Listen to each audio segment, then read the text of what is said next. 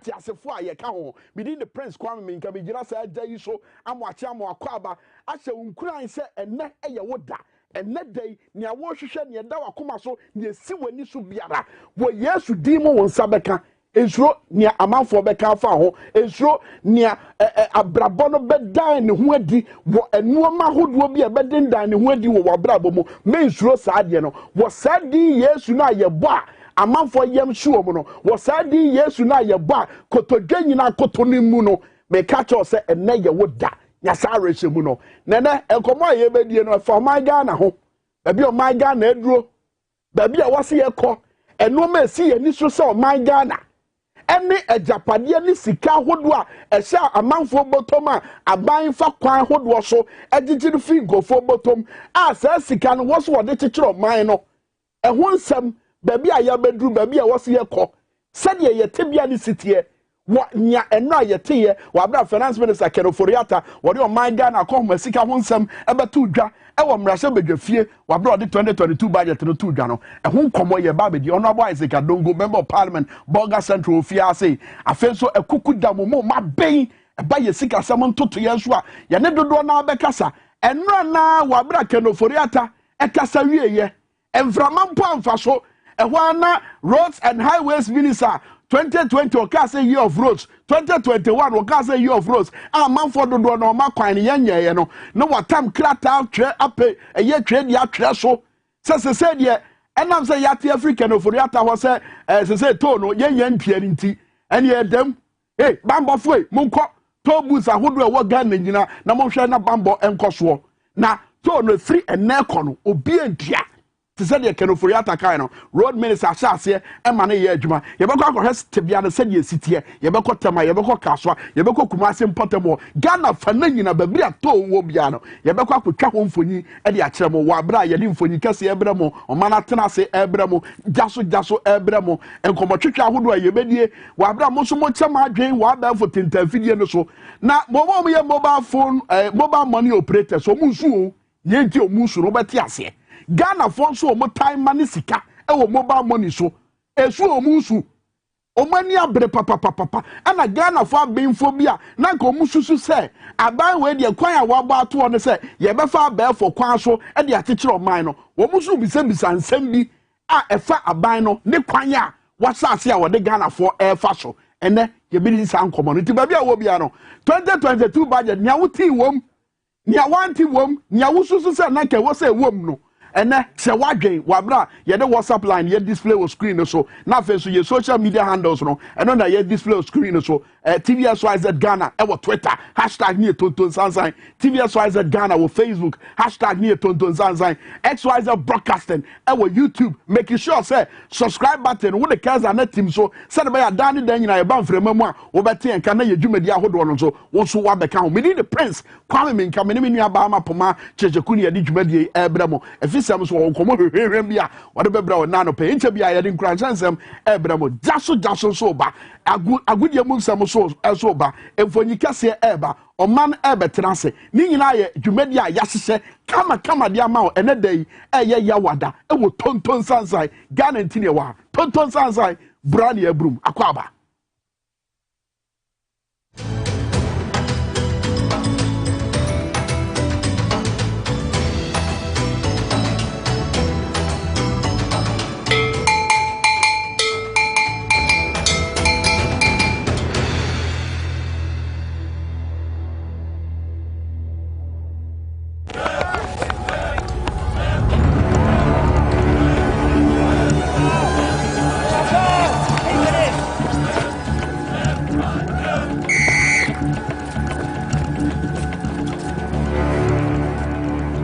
We are one man short.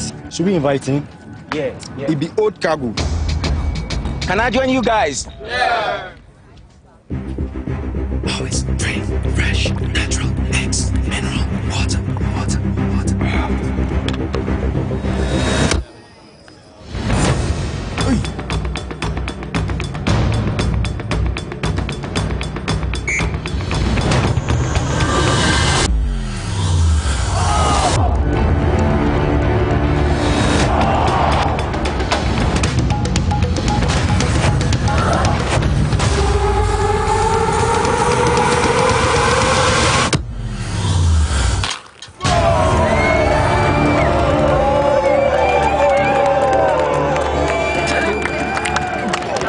still got it. Always keep hydrated naturally. That's my secret. Manufactured with the primary aim of preserving nature's finest minerals necessary for a healthy mind and body. X Natural Mineral Water. Simply natural.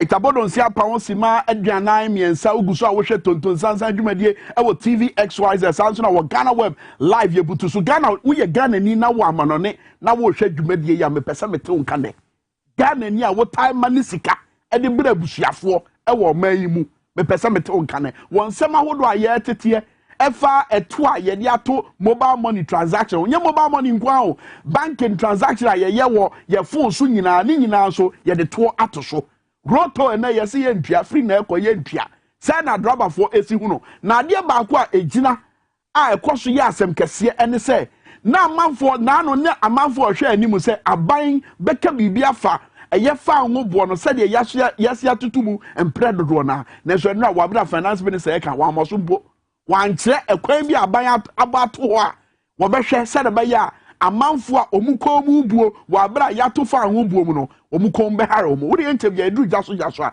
me de bebere mo mema de we ma wetim pai wo abrabo na ye bo no wabra ye hye ye hunkura no memenye nyansani bia no wonim de kase bia me betra wani ma hye hunkura wa hunkura nsem ne hye omu ba ye nka ye ne ho nkasa asema mi kai wan kasa wani tua sa abrabo ya ye boyi enso hwe de wumpo ebeba awotire wumpo ebeba but the bema akire anase de beda ne ho adi wo wusu a obeda na di kire se ampampa wo ye gidi ni a wutim ho wutim ho a wo hihim ene kwan a wo befa so na wo fa nso hwani wa bra won kanche wo nyankopon se aden na wa pa me wa bra won kanche amanfo se onyame na no na wo de ho ahwa ho no won kan ho bio sa ebre no eya na dem pass amanfo bebrebe ye wo de hwe obi ti se Job ye kan twere kronkron na Job na wo ye obi anyankopon de hoahoa no ho pa to the sense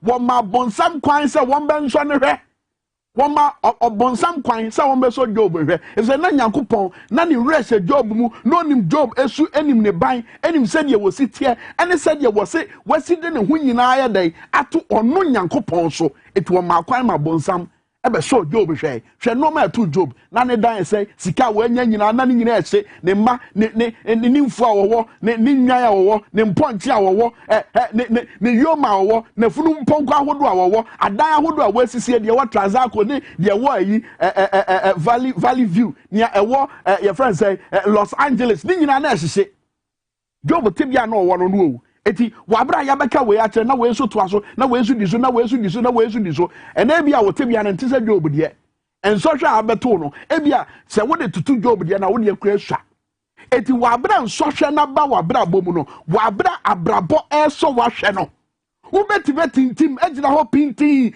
esi wadwene pi eno na tira hoɔden na ewo mu no eno na tira eye onyame suna ewo mu no fi se wabra nyame ba ye tibia mu se nipa a oboniefo no bonsam be so no hwe ebra na owo eye desert no so anasa asase pradada no so na wo kire ne yam kom no 40 days and 40 nights no a obonsam de ebo ba no ka se na wonya wo na oye nyame ba no adentina wo na ne bo we pan no wotimi gina ye pintin ejina botainti a wo asase so catch oboniefo no say man shall not live by bread alone. What we catch your bonnier for ne say, what men koto if it's a waka. What we catch your bonnier for ne say, free me soko, etienne, tipayabi, sikasembi, and which have been about bomu.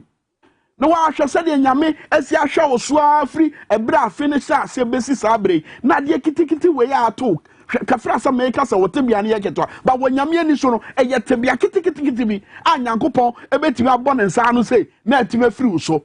Ubisasa na ade tira homo ne sa no mane fru so eyen so hwe na aba wabrabo mu e test with faith wugidi e wonyame mu wugidi a e wonyame mu taa wo tai ka say wo do ho ato nyame so no ye test ahwe ye so ahwe eti sabre we na wasa wugina pintin sabre we na wasa odo ho to nyame so sabre we wa bra wo ho kire mu no som nyame pagya nyame tontom nyame to anwuma ebe ho nyame na wa bra wo ye no na nyakopon bra wo muvu wo na henwa mu no na wo muvu bibi wo wa bra bomu eti na mente eti men ha hai men kan che ho se abrabo no wapem unyam pem ye afekura na saade ya wo fami e hye wo den ekoma ede wo sabre ebema wo hunu se dachi bi wonya bia omu a wo so befa komu no ese fata se e wo se wo ma omu bi sabre ya wo ho chiriwi ebemu wate se dia ho chire esi tiase se do be ya wonya dodo na wo hunu se dia wo betima so nso ho na se dia wo betima nya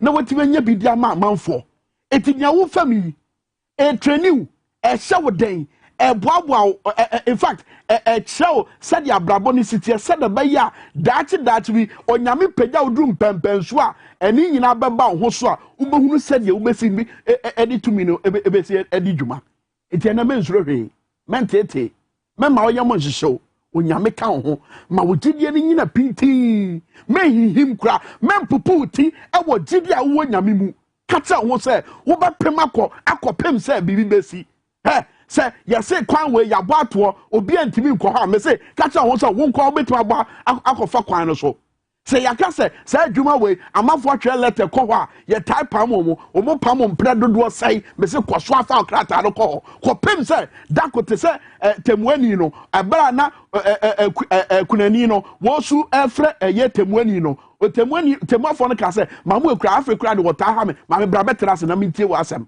koso abopunu nim kopim so obi be bie pro no koso abom mem wabamu mu krapo koso abopunu nim kopim so bibi besi me encourage sem am wo ma and na no pay e wo tonton sansan dwumadie eno no ye nyina we so ne nane ye homra ye ba ye be boja jaso ye be si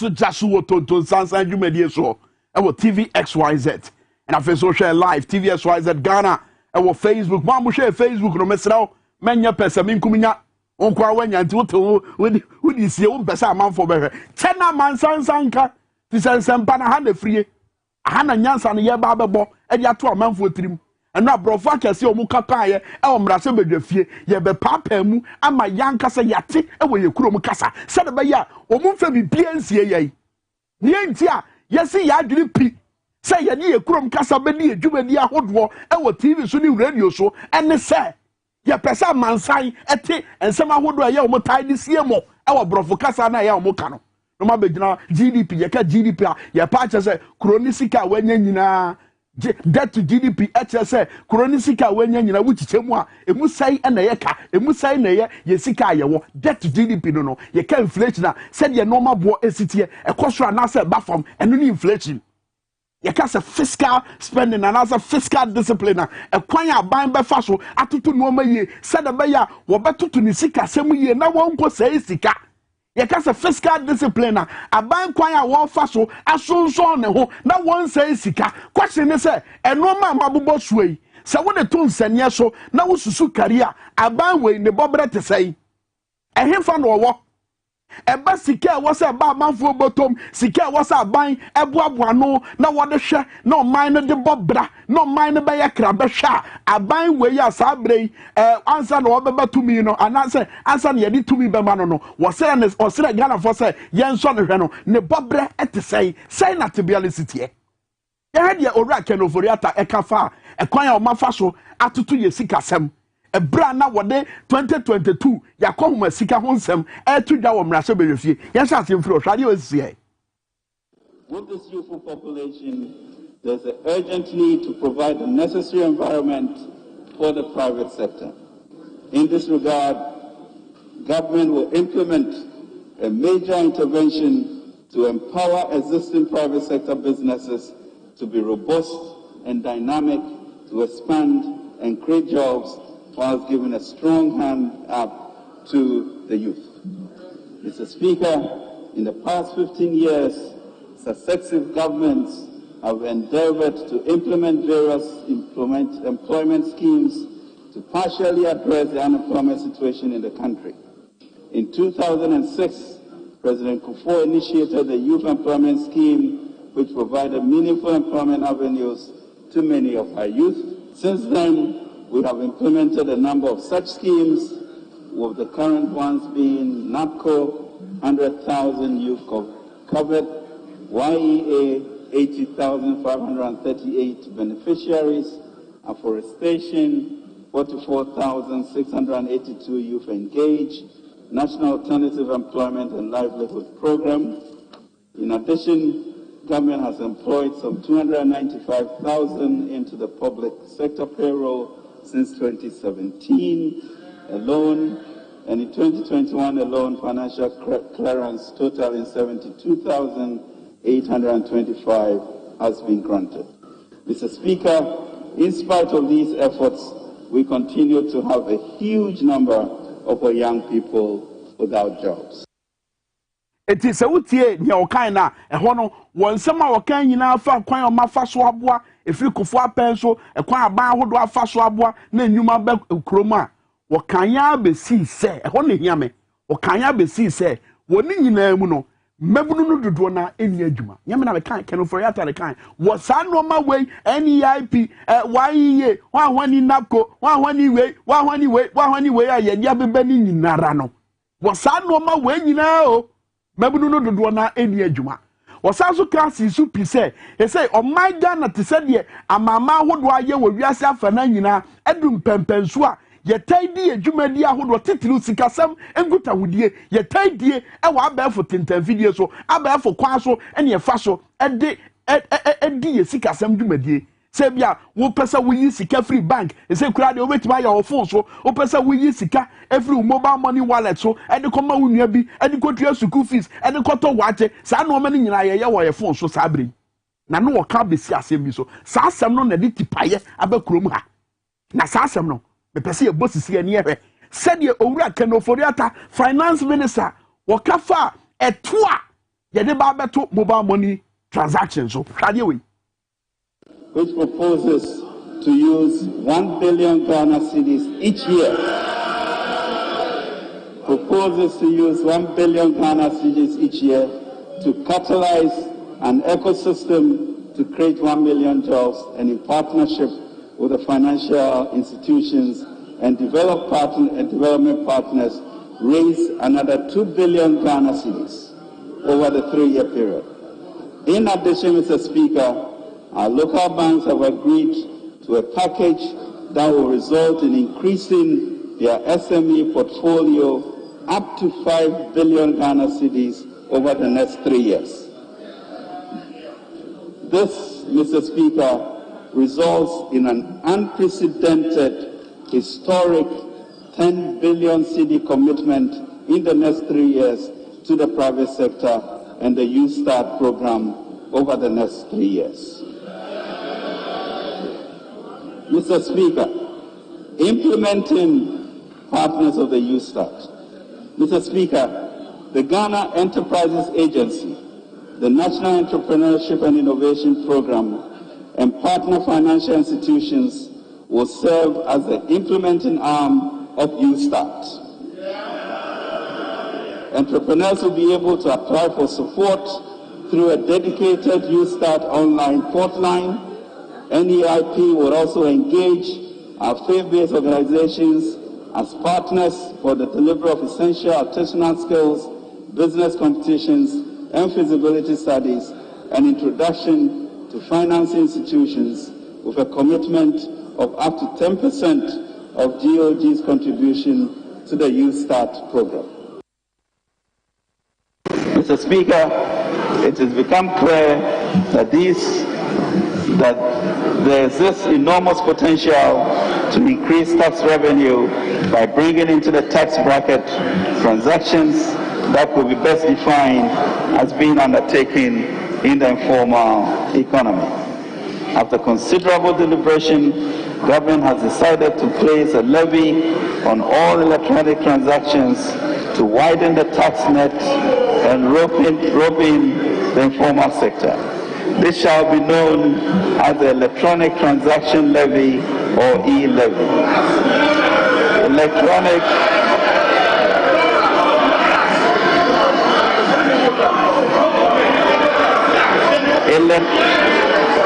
Mr. Speaker, electronic transactions covering mobile money payments.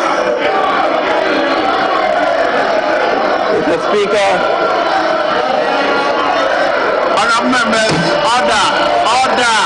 Electronic mobile money payments, bank transfers, merchant payments, and e-mode remittances will be charged at an applicable rate of 1.75%, which shall be borne by the sender, except e-mode remittances, which will be borne by the recipient. Mr. Speaker, to safeguard efforts being made to enhance financial inclusion and protect the vulnerable, all transactions that add up to 100 Ghana cedis or less per day, which is approximately 3,000 Ghana cedis per month, will be exempt from. Bebreba wo kan nyina ne say one behia say asewu na ye title say da be ya ye be boabo sika dodo na no na yetimi di abobra wo man Ghana na say ye ba mu kai say ebra no mo ba mu mo kai say ye free eto kwan so akokwan a ye be fa so na ye fa nnuma emfidi nnuma so ene noma ye be ye free ye nnuma so ama sika beton kofo botom from taxation to production. Ye kai nsema hodo a wo mo kai bra no mo opposition it says minister for communication any digitalization mama yeslowsu ne nsema ka say e ka to ene besia bonko ade anka ne bakitikiti ebetimi achichire oman a ye friend Ghana say ye the to ebeto oman Ghana so Ghana for say mobile money transaction ye begina so e the to e the atomo so na mama nkan na asem no kan no pote say the be obeti ensem ni ye was say Mr. Speaker, it is becoming clear there's this enormous potential to increase tax revenues by bringing into the tax bracket transactions that could be best defined as being undertaken in the informal sector. Let's say, yajiji tuona must say was here wura mia amanfo nshede ni sika nenso omutitu omoba wuremu anya sika kakra edi ahwe omo te say mobile money vendor yi mama ya woye momo yi wo sika kitu ya amanfo tide se ne e wo momo so no aban no wa pekwan ahodo a wo peso wonya sika e de bobra eti se say de wato asewu no e no wahunu se enho abehia se won so wo kakra wa no ye betime nya sika afrim e de akekere oman no nya wo pa akira no no eti wo koso akara say after considerable deliberations government has decided to place a levy on all electronic transactions to widen the tax net and rope in the informal sector. This shall be known as the Electronic Transaction Levy or e-levy. The electronic transaction covering mobile money payments, bank transfers, merchant payments, and inward remittances will be charged at an applicable rate of 1.75%. It is a wahanchichemu bako echirepo edioso enum no a yeba betoto mobile money eye transaction so bank se bia wo koyi sika free bank anase wo bank account wo yi sika free e de akwa mobile money wallet so anase obi asani wo sika free amanone a wo kwa akwaje no ni nyina ye de to atoso o ade na ye kan nya asam kito ni nyina ye de to ayede atoto so eto dada na yete ho asem e wo 2021 budget no yemfa yensan kaye te se ball ade te se yade kodiewo eto no yemfa yensan kaye eto ahodo na ededa ye fa nwo so no nso yemfa yensan kaye ba bi etima na tim ye sika ye fe ni city na ho de na so tie no eno ya amoso ya nka ho asem ankyere ye kwanya ye ba be fa so se de be ya ahode ne be sa aba ya nkyere ye owura kenofori ata ankyere ye nya ye te ya na mumu bebre eni ehurusie efa ho ene se ese de road tolls no ye nya njibio ebra wo ka asem no pe ena Rose Minister Dimirika ekofa atwedia no fa eye krata ena o sa asese wo kuru cheso ena o twetwe no ma se efri na ekọ efri ne de yi kọ he na obi anje roto he na obi a efa tobusa ya anyi ni sika eti bambofo e mutumrika na mukojira eye tobusa hodo na mohwe na bambosam no enkoso wo ho menni ehurusie elise sa roto na yesi yanje no ena obi kan no Robin Peter to pay Paul we dey Robin Peter to rob Peter tieme eye Robin Peter to rob Peter enwene ho da se adeso bi afiri wo so fi se to da ne da so wo ho eto a ewo se ye di ho dwuma se de be ya ye kom be hare ye no ye ni ho dwuma akwanya hodo a ye swai de che Ghana for se ye ba be ye ya sambo so bio o te se so me interchange ukọ budget yi mu a ya sambo so bio se ye be ye kai se 2017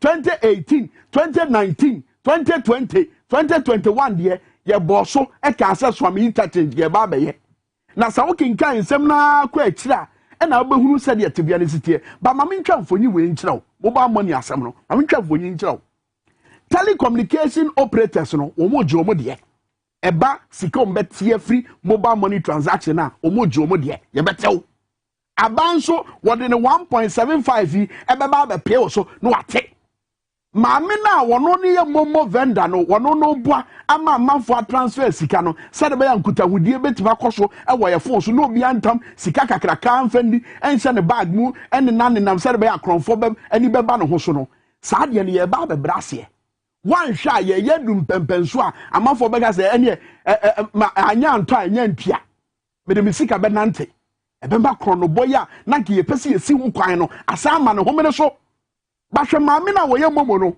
hwetebia ye de ne ba batum telcos for jomo de aban e be gene de Ghana Revenue Authority e ba be gene de fi se wo eye dwadie ya wo de yi so e wo se wo tua to de ma aban eti wo tua bia ma aban san so e tibia free dwuma ade na wo de di dwuma no aban se tibia free so ena fe so wankasa na wo de wo ho a wo de wo sika e wo mobile money so no so ye betetew ye bete 1.75 yi na wo ko mobile money transactor no ho so a wono so nim kwan a wo de wo befa so sada be ya ne ayatete afri no ne sika nim no so wono so nim kwan wo befa so a wo besa age na ade etu wo ba bia ye kodu wo de ma menya nkonta bi nkyerɛ ebia ye meke edoso wo wutirim imagine say a 1000 Ghana cedis and I was sending a movie. What do you calculation? No, you take 1.75 now.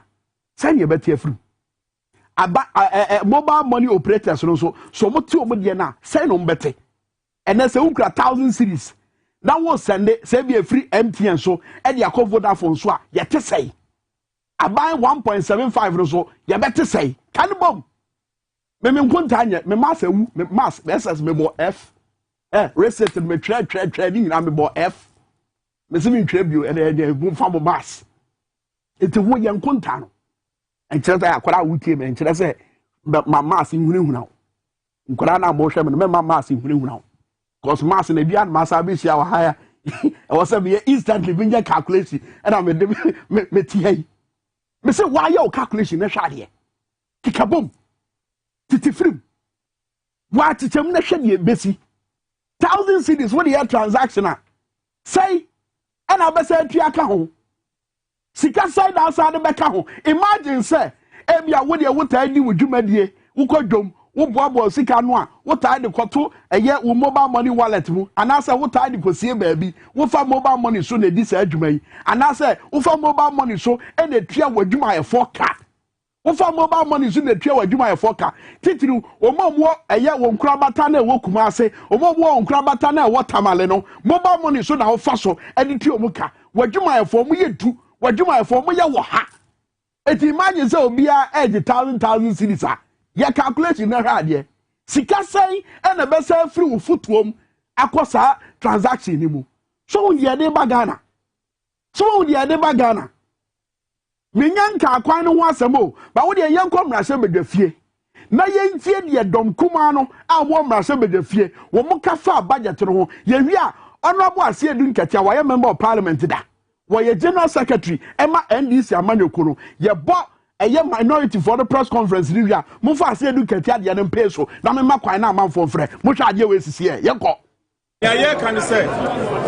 Sa budget yi e de ohaw e de oyene and the Ahuchre and the Ebregana for. Finance Minister, episode increase taxes no. Sika ye Jeffrey Etuoso no. From 55 billion to 80 billion.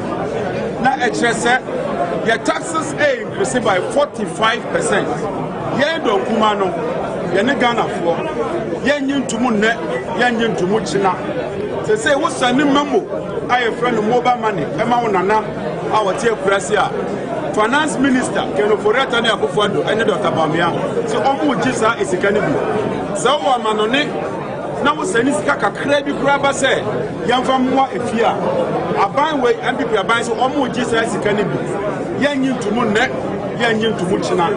Nti yenemo ebeye adwuma na ya wiata so se sa taxes ni no something will be done about it.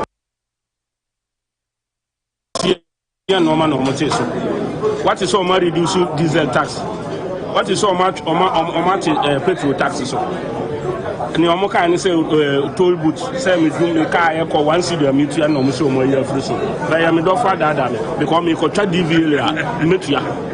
You only best DVL. What I say? Ndada na do so. One constituency 1 million e wo he. One constituency $1 million omo promise you know. Constituency bi na nsaka. Constituency bank and a bit of my council says so more $4 million or more job. Okay, Ghana, common fund. Mumbisa media, we are in areas of 3 quarters. We are in areas 3 quarters.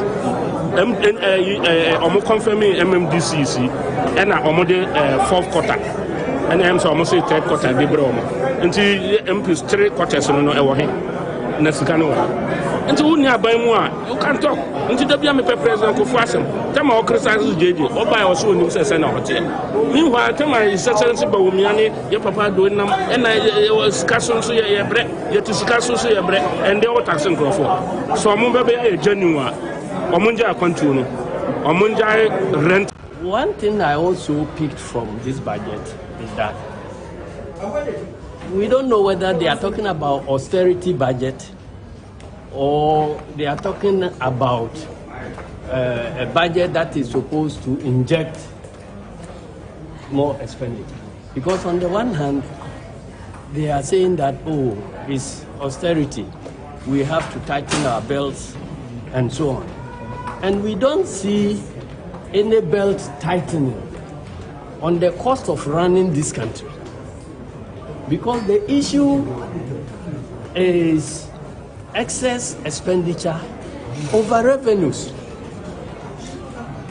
You see, so you are prepared to tackle new revenue measures that will rake in money that will be more than 44% of what you were able to raise this year.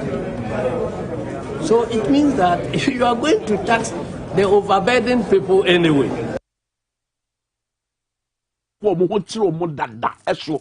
I say doing get yeka, was in your free budget, no more Kenya, Brofu, Bebering, and the patch and say, Ghana for no more chiro dadano, and yes, Sunday at Deshua, as I best swam. Yanka Manoso, near GPRT for Casa. Yanka Sanfa found once more. She said, Nano, answer na budget no more present. Okay, I said GPRT for any a drop of folk who do a cabomu case, or mobile betting to cover my buy, the 90M Casamon Tomobo, ye baby be a foul, no gas you ye camo, ye per se, budget na mobile kind of Munka be fire tibiano, and the choir mobile faso, ama ye coma harry. Ora Abbas Imoro, a national PRO. Ama Ghana Private Road Transport Union GPRTU. Abas here me watch mo akwa aba jasu die to Sansan with Tvxyz. What to say? The patch on me here. Abas, what simam yensa yeni nkomo we. Yeni kan. Nya na mo hwe animu sa ban be ya fafa ngo said ye yes atutum no. eno amunya ne ntie se waye bibia fa ho ana wabra mo hwe budget no David, one year should have found. eti mba dey Nyame Boachna, ya schedule meeting at 10 o'clock. eti ka wanka bibia amfa ho no e de na kire fi se na mo hwe ani mu se obeye bibia fa ho aban betie mu ka se obeye bibi eti de pa na kire ya wanya hore ka wanka bibia amfa ho no e de na kire mamo We there were national radio so and secondly transport minister ya papa anka meka say Omanfa Abu Maya because almost a year official in Bra. Ya track as we speak now. The result to be and I'm saying was an opinion Casa and in Casa Ochina Mebua Yana the Quacosia. Answer na mo che mu nukra beba so no minim se bia wo ne nuanum bi adididi nkomo unofficially nsamba no mo ka abufuo wom sai na sitie enra IGP Frey or new plan or the air accident ni security ho ye no naturally ye na ye pa together enra na ye she say o 10 o'clock nobody was happy. Yeah, nobody. But every enra, you know, very for class and Becaya. Almost I then I am from. It was an oversight for much almost a charming to Lomina Bamusu Kayo. And the idea is growing from strength to strength. And a hot dear, no dear, my patron. Matthias, a democracy man, I dear, that's right. Okay, Matthias, Abasi Moro, Yavansia, Meduasi, and Ubra Unyamaye, and Jasu to Sansan Jumedia so with TVSYZ, Abasi Moro, Casamafo, Emma, a year Ghana Private Road Transport Union, or more Ghana, a national PRO, and our tenant can was in Shemuba Cosutra. Now, naturally, send you nipper Susitiano. So be shall no Maore, Echo Senimu, no Yakoni do Shamwa, was he Nidia Muno.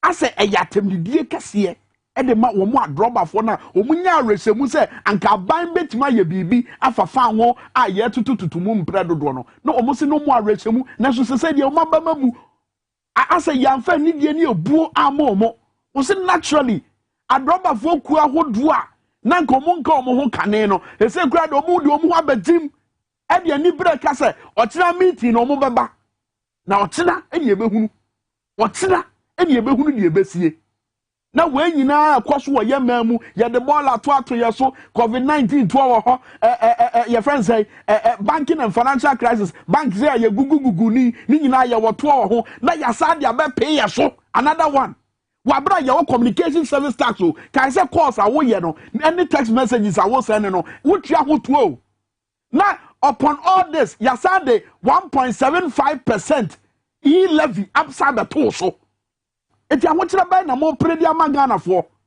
eno asempo se ye yade akodi ewu coronavirus nti ena mo de nhise ye we ya ba e de pa na wo budget mu nsem a ebetimi aso Ghana fo asene sa you start ya asem o mo kan se meburu no ye be fa so ne amamo nyuma bebre 1 billion jobs ye ba be ye no tie ba bi sika no be firi aba enye se sika bi da ba bi o oboa sika bi na ba bi a wo se eto na wo ba ba gigi sese no sa levy no a wo ba ba jeje no eno no obegina so na wode aya foto na wode besia e de amema mabunu no se de be o metima bia omunwuma enti we enye na ada na e de first call aba hello morning Kwani bajo wodi na ba bia o frefri me di ablu me frefri amasaman abdo yanko pacho me pese unche tani mu kakra maye en kankan yenu mo budget no munti ase sisi ano budget na mo aka no ya je tumu na se nyen jitumu abdo na bia no maye so fa yi enti bebrebe a me kan wante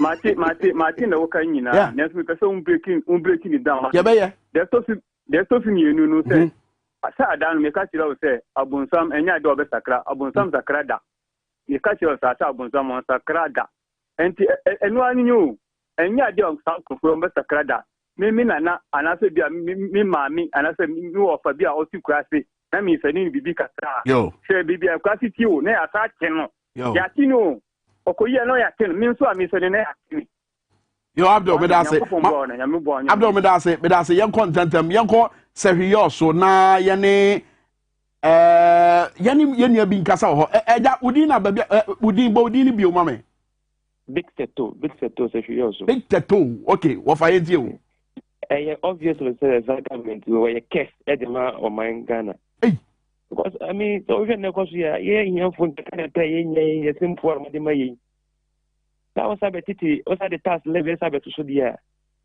calculation me no ye so be more 1,000 Ghana is will be almost about 40 cities e dia to so where you are I mean how so say a mashup we had 10 cities first na almost about 300 minutes or so just last week you might who am about 140 5 cities about 60 minutes almost I do say when I say I don't person we okay say I come back to old days in this cash share won ekwa so now no be attack okay yes I say won kwa man customer say come won asa be wi no offer me that mame go prince ono so efre africa so ayenye ntentem na obi antinya kwan no nkasa bi prince me mo ache me name et say minia prince a ofre africa so me mo ache mpacho me oye masakwa wo fa yentie o prince me pacho na me pese me bisa se aban we pa de na odi ye se sia no tobut na o se o mu je sikedio na odi ba be gu mo ba mo so no onim se nkofo no mu ye dwuma tobut so wasa se edwuma wo mu to nsuo enyama bedi show mu mba ho so edwuma no wasa edwuma ti aban pa de na se ofese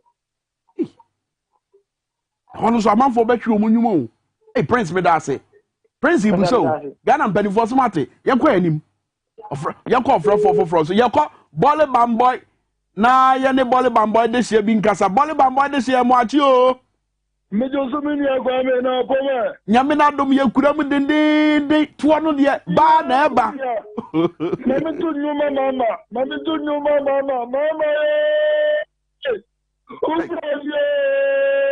hey mama baba jefra wujira ibo minia over otu Ghana panye do not me bisasa yes na na si wa ba no Obama said you yen yen mo ma di dem and no o se wa kwatra to boot nu no se anu no si yen na to boot yen yen mo ma di dem na mu di to boot no omo so mbepe bibi amoma ye omo so mbepe bibi ye ma over no chrome se ma ha ye to boot asi tanobo ase ye to boot si tanobo ase yen yen mo ato bodie banchi yadua nkuruma jende ntisawa ni dandanti yenu mu fikia kumasi tu ayibol yano wana muto mu niema ediko sire nof eko didi tete atobu sire wa gunu no kwani omuno adima bana implement bana wanya dia mu bisa ya medase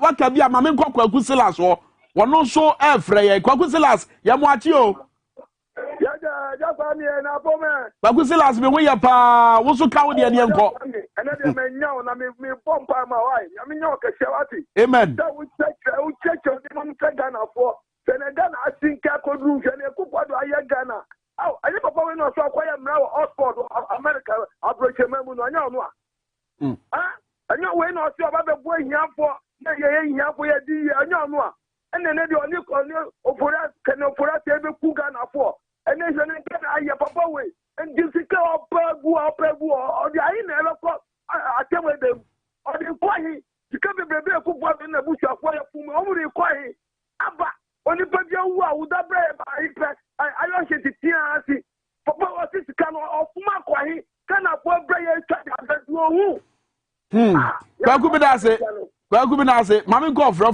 mefa ba mienu na asa na ye de dwumade na ba na wie ye agudie mu nsem besisi ye Roger Emmanuel mahu se warm up a ye wo touchline hono enye easy warm up e chain e South Africa for de omude Ghana baby omude omunam hello morning mame metu nka wudi na baby afrefri mpasho mi fasi na sanja we dey nka me ya dane oba wofa bodi na baby afrefri mi je frame Mohammed Rabiu yetie o Yes, in fact, yes, that's why I'm going to say what budget radio. Oh, say, Yanni, I'm true. Well, I'm not in trouble, but we didn't trouble. If you are not in trouble, wait, you're going to I'm on my apostle. I don't know. Now go away, budget radio, yes to me. Budget way, yes to me. You're going to remember that. I'm telling you, it's Brazil for no more budget wrong. Woman Bangala at all. On fire. But that's a password, Fred. When I would chat to her, Mate, me that's it.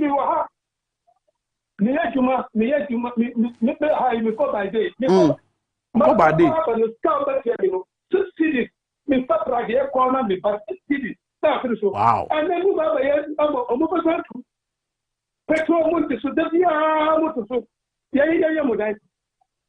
that's it.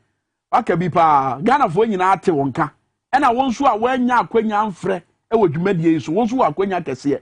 Wabra wo share wo Facebook, ubetimi atwe wonsem e de agu o ye kwanim ye bekin kan nyina. Ba wunim. We are ye kan nyina no. Ade so no so mo amra se bedwafie ne. Ono ba Isaac Dongo be ba ye bebusa no. Ede no mba ya fa. Wo de mo come on seven na budget we e de ha be ba Ghana for so mo amwo dom kuma da bia mo kuma Ghana for mo say mo kuma Ghana for mo say mo kuma Ghana for no.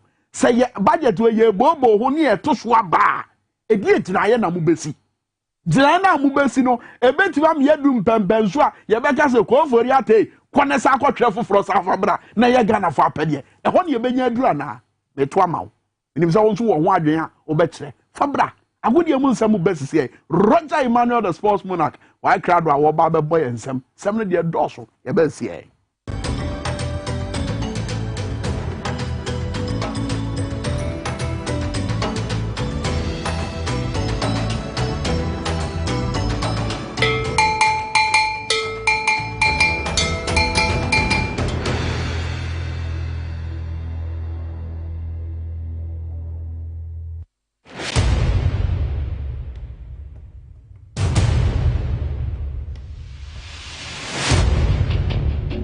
The average human body mass should have at least 60% water for optimal performance in any physical or mental exercise. We can help you maintain it naturally.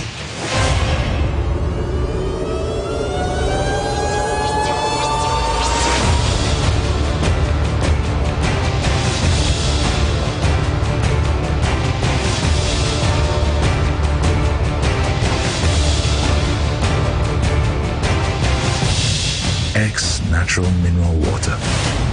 Simply natural.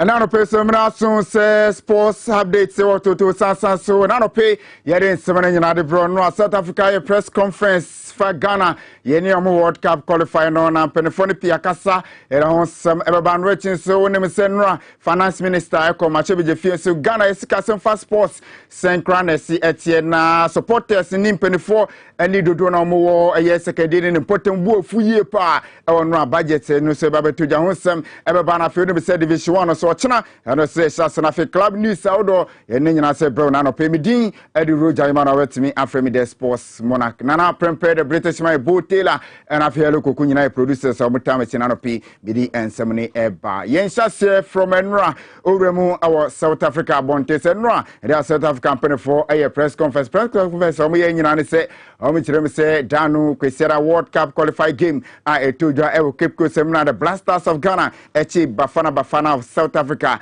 a bomb kaba comment mianti na referee kwaji penalty edit o mususu se sa penalty no niema bi ekomom gire se match ne kwa no eye face match Emmanuel omo eye press conference na se no omo Safa president no eye South African Football Association president right Danny Jordan ono akasa na wakasa na ochechim nientia omo aye sa press conference ne enkonkofia no.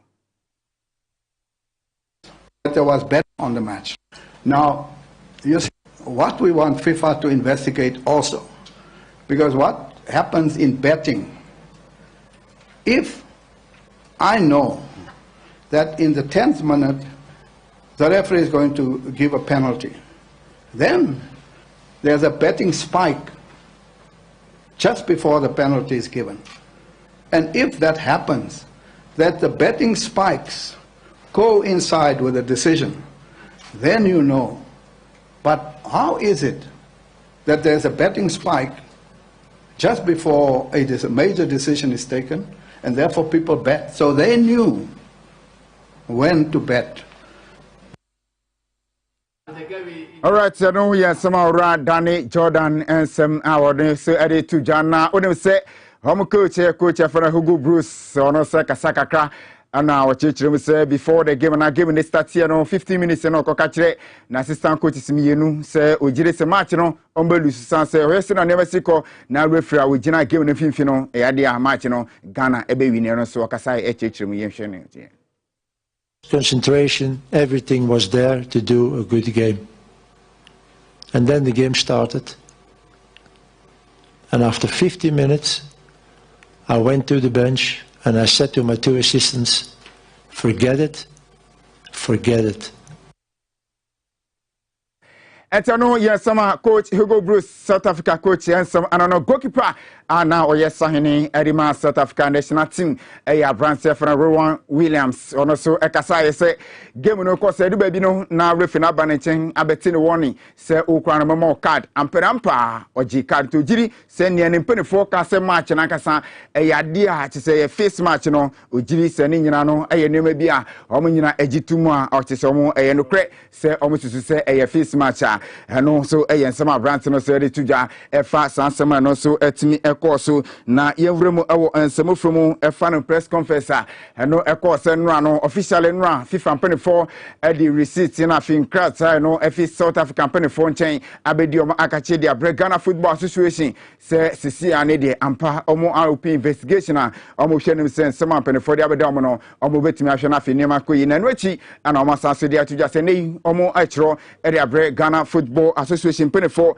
se omo hwe na afi omo general secretary ensu anu ye bi esefata bia no wonfa embra se de bia penefo behwe se sansema South Africa for eka no eye no kre ana se enye enukre na ntie no ye nsema na se no nkrata South African penefo nso e de Ghana Football Association penefo se omo enhwe se de bia bibia nso ebetimi akoyi ntie no eye nsema eno nso aba aede ho sensem so edi dan yetifo yemfi sansem we so ne ekọ ensem from Odem Sunday Ovremu Awabibrem Emano CAF Champions League Aircosa Timba Kwa Wamoti Ghana Nim Yepa Azakes Ladies Omo and Asomo Eti Ghana Nim Odem say Eda Ochina 5 p.m. Omo and Mamelodi Sandals Emano the final game na Kasa Esheso Ewa Egypt Abonten so nam so Emma Mami ono ASC Wodima Azakes Ladies Mami Evelyn Siansari Akasika Krafa Humboboa so far Azakes Ladies Oma Fema Omdi Uremu Ewa final. Efiada ene ye meeting no obia de na dwene aba e kwan a ye befa so a efiada ye betimi awen the only thing I make me aka kire man say de mogina ye church gina pa every day one a ye boy ye match no monko so nyina ye chi saa na minim say efiada nyame pa say ye ntimi anje cap ya ne bia nyame ne mpese ye beje ba so hwe nhye ya ye coaches ene ye technical team management president any obi a hye no meaning say we are in for a win at the trophy no for the first time in the history of women football in Africa. Okay, tell me some of sorry and some out to the no say adeba come here and it's Ghana for support sending piebo and I'm find time with enough players no courage akukudro ojire so munya akukudro kwambia so Azakes Ladies Eddie Cup no ebe Ghana ha. E ha momentum na mama Azakes akugina any women football akugina na e ya de sede yesre mo se mamu njemu yɛsrɛ mo paa sɛ ma mungye mu momma ne nkɔso sɛ ya engyina mu na egyina mu sɛ ya yɛnim sɛ ebema women football akɔ anim nyame yɛ adoma on the 25th of this month ya yɛ start super cup mesrɛ mo coverage na mo de ama yɛ wɔ ha no momfa saa coverage ni bia ama super cup no na yɛntimi nya sponsors. Enter no yesoma Evelyn Siasara Azaka Seledi Siomu CEO ansem awon saka no national say final game or china ebasono enya asem kicho krasa se coach si basigi competition manyandia welusu match bia na Fioko Sundance for no saka cha omo modern bono eno se e was pa na mum goals no na Azaka Seledi dia no e was ro esi Mamelodi Sundance mo matimi na o china ye hwe no se betimi dia so na fi nema akose yemfi ono yemremu awo Ghana Premier League no nra na ansem betu ja se team efene media Sporting Club head coach yefan Ignatius Kwame Oseifusu sisi amene kasi empenefo anine apatiwis ni nyina nse jiri season no start here no we are about 3 games no wa chese ni nyina mu no wantimi anwini bi about draw mienu na walusu bako a jiri se nkugo na fi draw epepie mu no nyade a coach wi ebetimi abo mutimi no kase no a empenefo no apatiwis coach no yomaji se nka 30,000 Ghana cedis compensation money amount akomodi coach na nyina mu no coach ni kirem se nyade a OG says kanamum o hwenem se ne contract no niaka no sika na akem no awasa otumi agini nyina hwenem se ne one ne lawyers empenefo be hia na fi amoni media empenefo so hia na hia no so say before ye pam head coach no na assistant coach ora Chasanochi edikan party ways and afi technical director ora set abrodi ono so ekoy na fi CEO so ora fene James Shrifi and so ekoy nei abeto just head coach na kasa so edi ekira ono so ekonti media for akache ne fi ano so eba so no yemvremu our branch for Matthew Enim Kuju oni bise na osia kan di ma Asante Kotokwanwechi ovremu our Legon Cities ekoball loan season ba kwantimi akoye ene hiate ne so nani akiremu our Scottish Club FM Dandu United hono ana branch no ednani akira se de oko akosia kan edemo Matthew Enim Kuju se wadi 20 years okwakohwe se bibian so ebetimi so akoye so edi amano ewo hono nte no eyensema eno so efie no ma so aba iron sem Matthew for finance minister eko Mashebe fie na wodi nsema akoto jafa 2022 ye bawuremu no Ghana ya kohoma bosi kano se na niam besia ko na sports for so e de epiem na ohyase e kan se che Ghana e be come off game ahombobo mo ye na afie be host e All African Games e wo Ghana Boteman hono epese mo ti multi-purpose stadium e wo hono manwechi no stadium ne wodada Esipon stadium 90% complete na sansem no betu ja no supporters omo award second day and important bufu ye pa na yentin sema finance minister enra wadi tuja o Mashebe fi. Ghana will participate in the Commonwealth Games in Birmingham and continue preparatory activities towards organizing and hosting the 13th Africa Games in Accra in 2023. Government will procure sports logistics and equipment and begin the construction of a new multi-purpose sports hall, hostel facilities, an Olympic-sized swimming pool at Boteman in Accra. Mr. Speaker, some stadia across the country were renovated in 2021 and at various stages of completion as follows. Accra Sports Stadium, 98%. Phase 1 of Babayara Stadium, 98%. Esipon Stadium, 90% complete. Cape Coast Stadium, 60%. In 2022, government will continue the construction of the Abreu and the new Tvxyz Sports Stadia, as well as commence the rehabilitation of the Sunyani Coronation Park Stadium. Dia hanat no yesema finance minister no ode ko tujana mijiri se rafu na fe bonumu Sipon stadium the current state no mijiri se pictures no nyina are ready yes na sitie no aka se 98% aye complete na certain 90% aye complete no ye be hwese no CCTNT stadium no ehun sem no be 2 years ago na pene for ye nhye omuchirim se renovation ekoso a we first phase no o je scale room a be $2 million eye sika se ye ehemu na first phase na ne asefim kra ne se NSA boss ese wakoho ahawo no ne picture no ono ginigina ho no na finance minister baba kase we 90% aye complete na wonso obekan ya wonso se no kre ade we 90% complete no yewie eno no enti Ghana Sipon Stadium a yesi ni 2008 yesi no 14 years new. Yes, in a stadium in Isia, she in Koso, do be crano, yes, in Fanani Theatre, Nafi, any games in the deal, and a Sika this year, a $38.5 million, and this is a stadium we, and a attity upon some tea. I want some, I don't know, a Ghana, yes, stadia, matter of continent, and I said, ye can maintenance coach, I want some our Ghana has here, a binono, and see, ye fish answer so.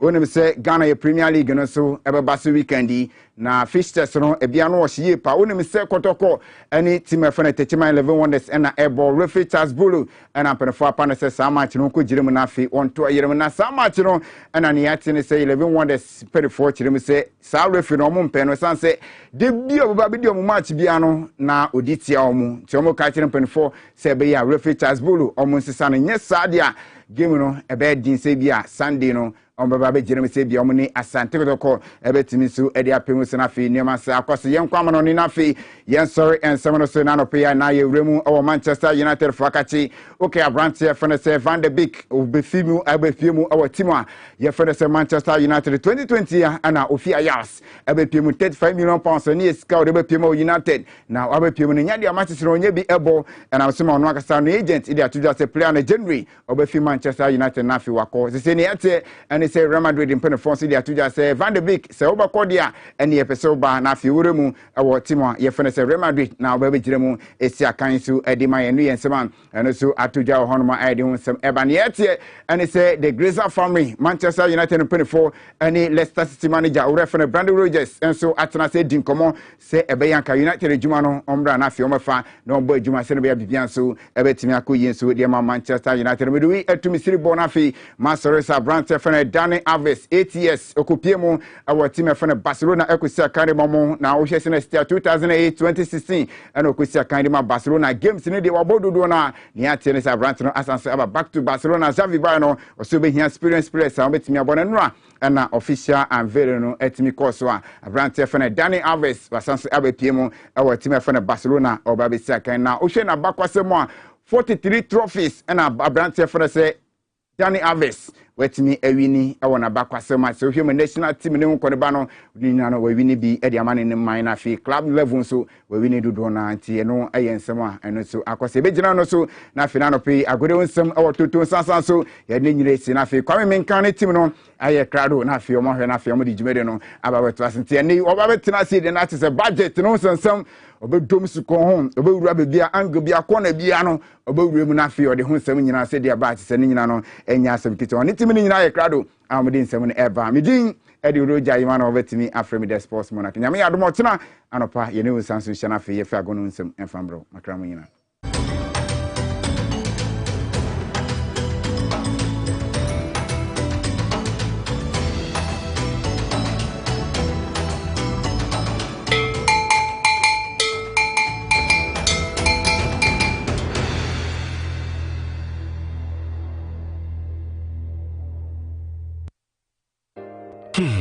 If a cry na menyisika, etia ye mefui. Ehin fa na menya bosia, edia tre medwuma yimu. Kai kra mabre, me ye bosia ato taxi fufu. Suhum Rural Bank. Suhum Rural Bank.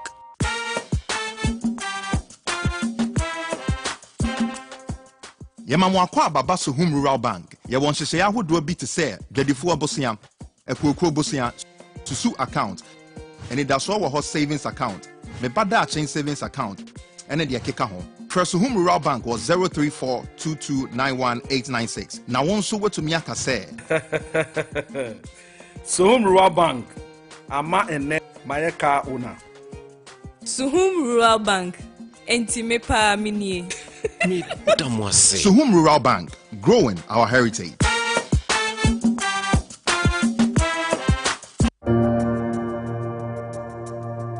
Welcome to the Royal Dazzle Event Center.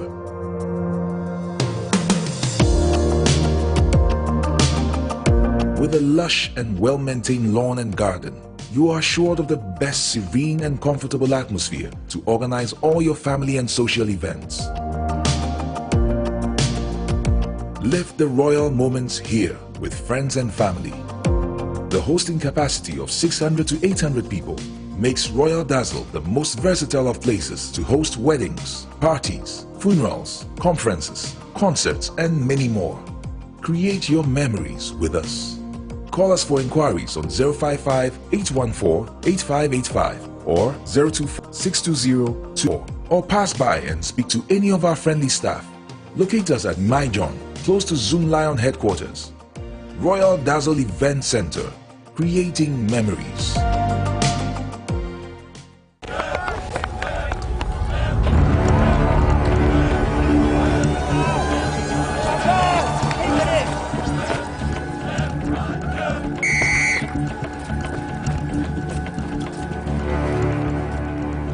We are one man short. Should we invite him? Yeah. It be old cargo. Can I join you guys? Yeah. Oh, it's brave, fresh, natural, X, mineral, water.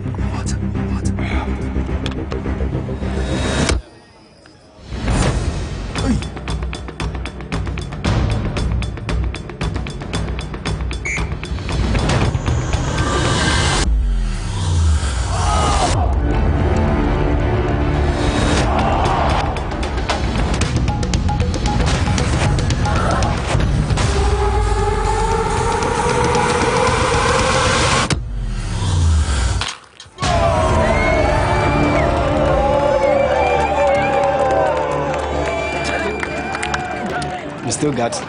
Always keep hydrated naturally. That's my secret. Manufactured with the primary aim of preserving nature's finest minerals necessary for a healthy mind and body. X Natural Mineral Water. Simply natural.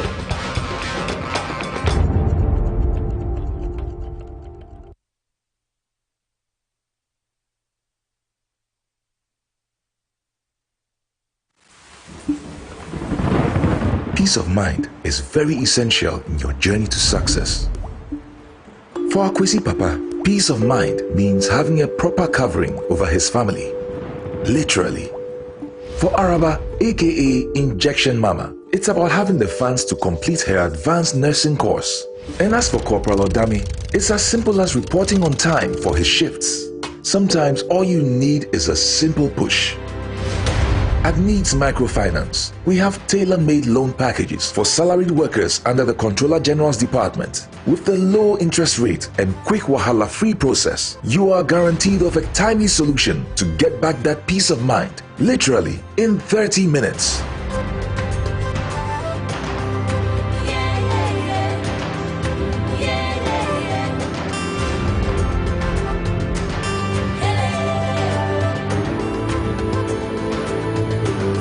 Needs Microfinance. Growing with you.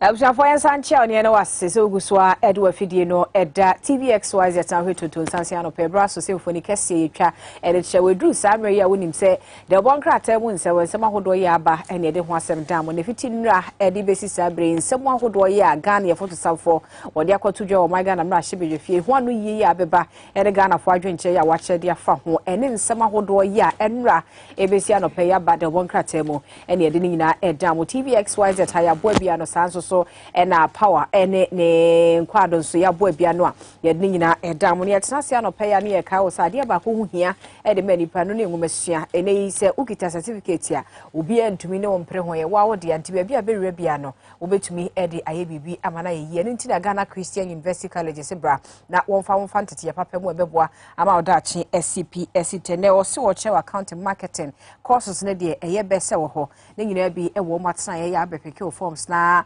wotie ye ne fa wa na yese no ano no odem ene ntibra na ene wo medicine kita ho no ba amranhia dodo wane adenta kwantempon so a eho ena be hu wo mo echa kwan campus no eho na wo anakoganacu.com ewo internet ne so abetumi apply eho for 0204069583 and 0576533307 numbers me enu emu bia be free bia no Ghana Christian University College bejo so sini wo boatetew na waba be kendini mapa ewo oman Ghana emu eya asase ede yie won kran ya manso na so ho nkata semina bibia ewo ho na okoje a wo betena so ama asomo adwo na ne osekwele cityfo nsem ena ewo so okoje asase no o se ne omo asase ane boy 6000 Ghana ne 7000 yakika ko bro nya kwa de promotion da so enti entra ho ema bro nya ne ntwamu ansana wakwa akope asase wote yenka ne ya betumi atwa na mokwa wo se wote osekfo nka ewo tonton sansan so ewo Tvxyz enti waba wo beje wasase woto asase ema 200 blocks ne ache 10 bags of cement nso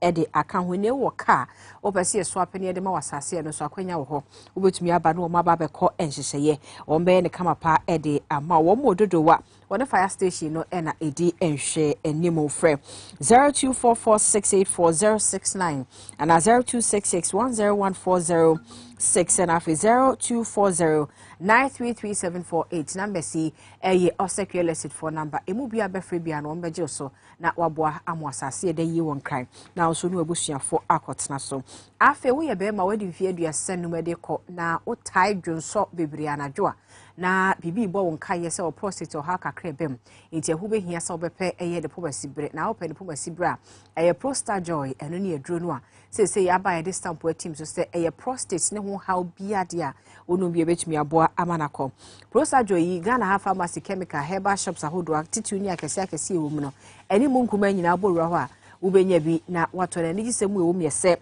se wo mema yemu nsipia ebo ma mema yemu esipi ne koyi pa ede mama ejina na so ma fancy a oben medro we be we de beje no enye asemketo a open free consultation we doing ho afre 0244727028 and 0244754380 prostate ye ono we beboa amadwo so bia ye we wiase a mema modwo so nyina no amama dwonso efili kama pa ebushafo na chese ebre na so se emfoni kese no yeyi ede chebra kwa me ewo ha boys perfect and so ebutu adenden ama yenya ne tem na yenko eye abefo tenten fidie so ne yenhwe ensema wodo a yenuanom so ede abeto wo madwenkyeremu ene wo mususuemu Ruben ede message afire WhatsApp no so say no kuremu mamenka nje so budget ya ena okeno for yata bekai mini gidie bia wom ani daso bia nim me yen kokko me ye poultry farmer na metimi de mensense me bo akacho so say ebroboto say yatum free 250 akọ 450 as of September ebesi November bosumi mu na nia make eye 5 sack of ye maize eye ebroboto be enum eno na ne bo na maba ache no na agriculture minister ne de ora free ye ne de me bese meti ne di nkra me bese meka ne ho asem mpo eni da so obi ani ho asema ono so e de abaye Ruben and message on free accommodan abano we so say did I hear the finance minister saying budget 2022 let's share the burden hey asere sem kase pe nie burden be nie nche with wine wa bra wo dware wo wiem wa bra wo han aduple every amanfo ma so de na amanfo ma so na wo mu akonta enche obia wa bra wo nuanom ne wonamfo nom no o madidi amen no mo kill so e we yedi mu no na Ghana for bre no and I say ye de ye ncha ade so abey ne ye che ablade ena de we efri afia kuma zongo water crade aba we also say if road minister directs stoppage in road toll collection from Thursday it means the budget has taken effect sa na chiro kwame na mukọ mrashe bedwa fie enhwehwe emu a sa na ye no ye be kan budget a minister sector minister bi etimi nya tumi bi beka se asem bi a ya boso wo ne sector mu no yen shase man nya adwuma wa bra mrashe bedwa fiefo entra ase mobo ho wenya contempt of parliament when a question that wo bi say no bi say e de ne mampa mrike ya road minister 8 way and then the question ya blade wasan bi say what free afia kuma zongo water credit positive changes for Medina was it seems we are better reverting to the ATM than using the momo. The reason, if I save with Bank A and I make withdrawals using the same bank's ATM, it's free of charge. In current situation, I would only be charged 1.75% electronic levy charge. However, if I use Momo outlet, I would have to pay a withdrawal charge plus e-transact charge imposed by this insensitive government, which shall revert to the old days of keeping monies under our pillows and under our beds. We a messenger, a man for be at the aba. Also, met me the aba or WhatsApp, no sort of Facebook. They said the Osha Ghana web was what I'll share no so. Mientonka, I was a budget here and right back in Kanye. I receive will be or any dash will be or who say, at the end, uncle year was a year to 2 years. When he dash will be was a warm Rasavia for mu. So betini, Essie Peg, a Genetia, Sadia, air by a Suyana, Yentonka nano pay. Basabre. You could have put tomato bag.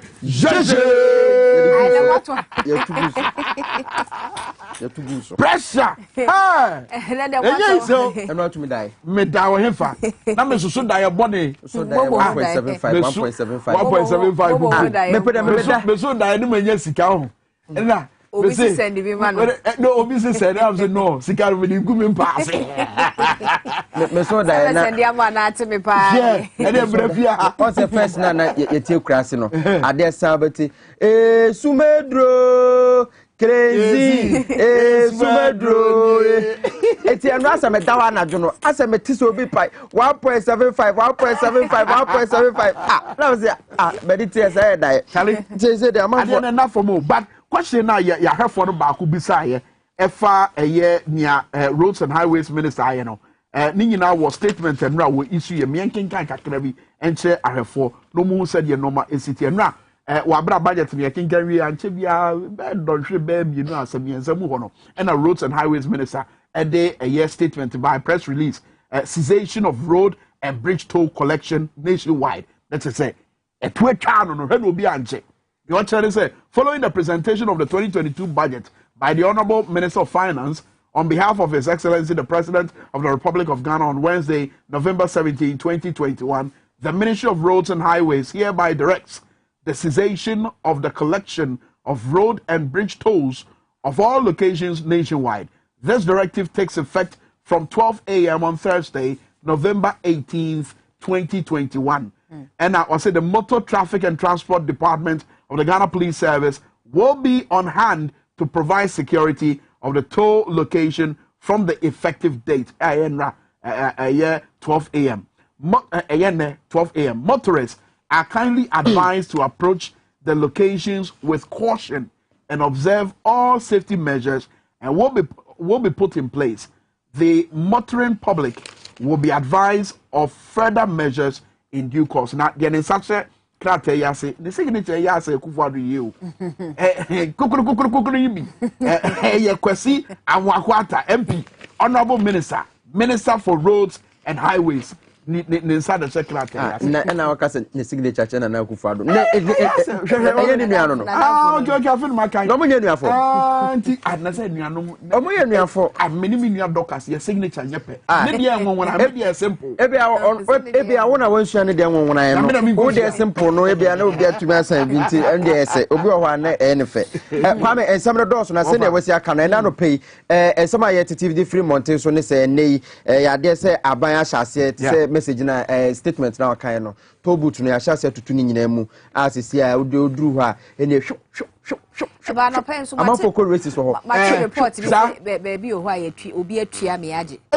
fa kaswa to DJ Maxi woni e bekasa albechitam so wo temamoto we ono so be kire se de ho sitie watwamfo yi bi e de a kire ye nche bi ya beto TV no so na mo so ma hwe se de sitie ye sanso ni abenfo bedi nkomo akopem se ono boy Zegadongo bebe fiase na ye na hye nkomo twetwe na se tizam de Daily Graphic e wa ha se enro a ye akoma abosika ye finance minister edikoto edwa e na Daily Graphic e de aba enano pay 2022 budget road tolls abolished all toll booths shut with immediate effect no e page 27 our graphic more e-levy to fill up revenue gap na e-levy no ene kire se ne kwa mekan no mumu no wo send there first no send 100 Ghana na wo send there na yese opeso yi ni pepepe ana obetua 1 cedi no otua 1 cedi na 100 no ko ba waka se nipa kontua na e be send 99 na e de akọ no so kuya no so atua 1 cedi sisi aban se o de to aba beto so nti first no o send 100 Ghana na otua 1 cedi no send ya sisi obetua 1 cedi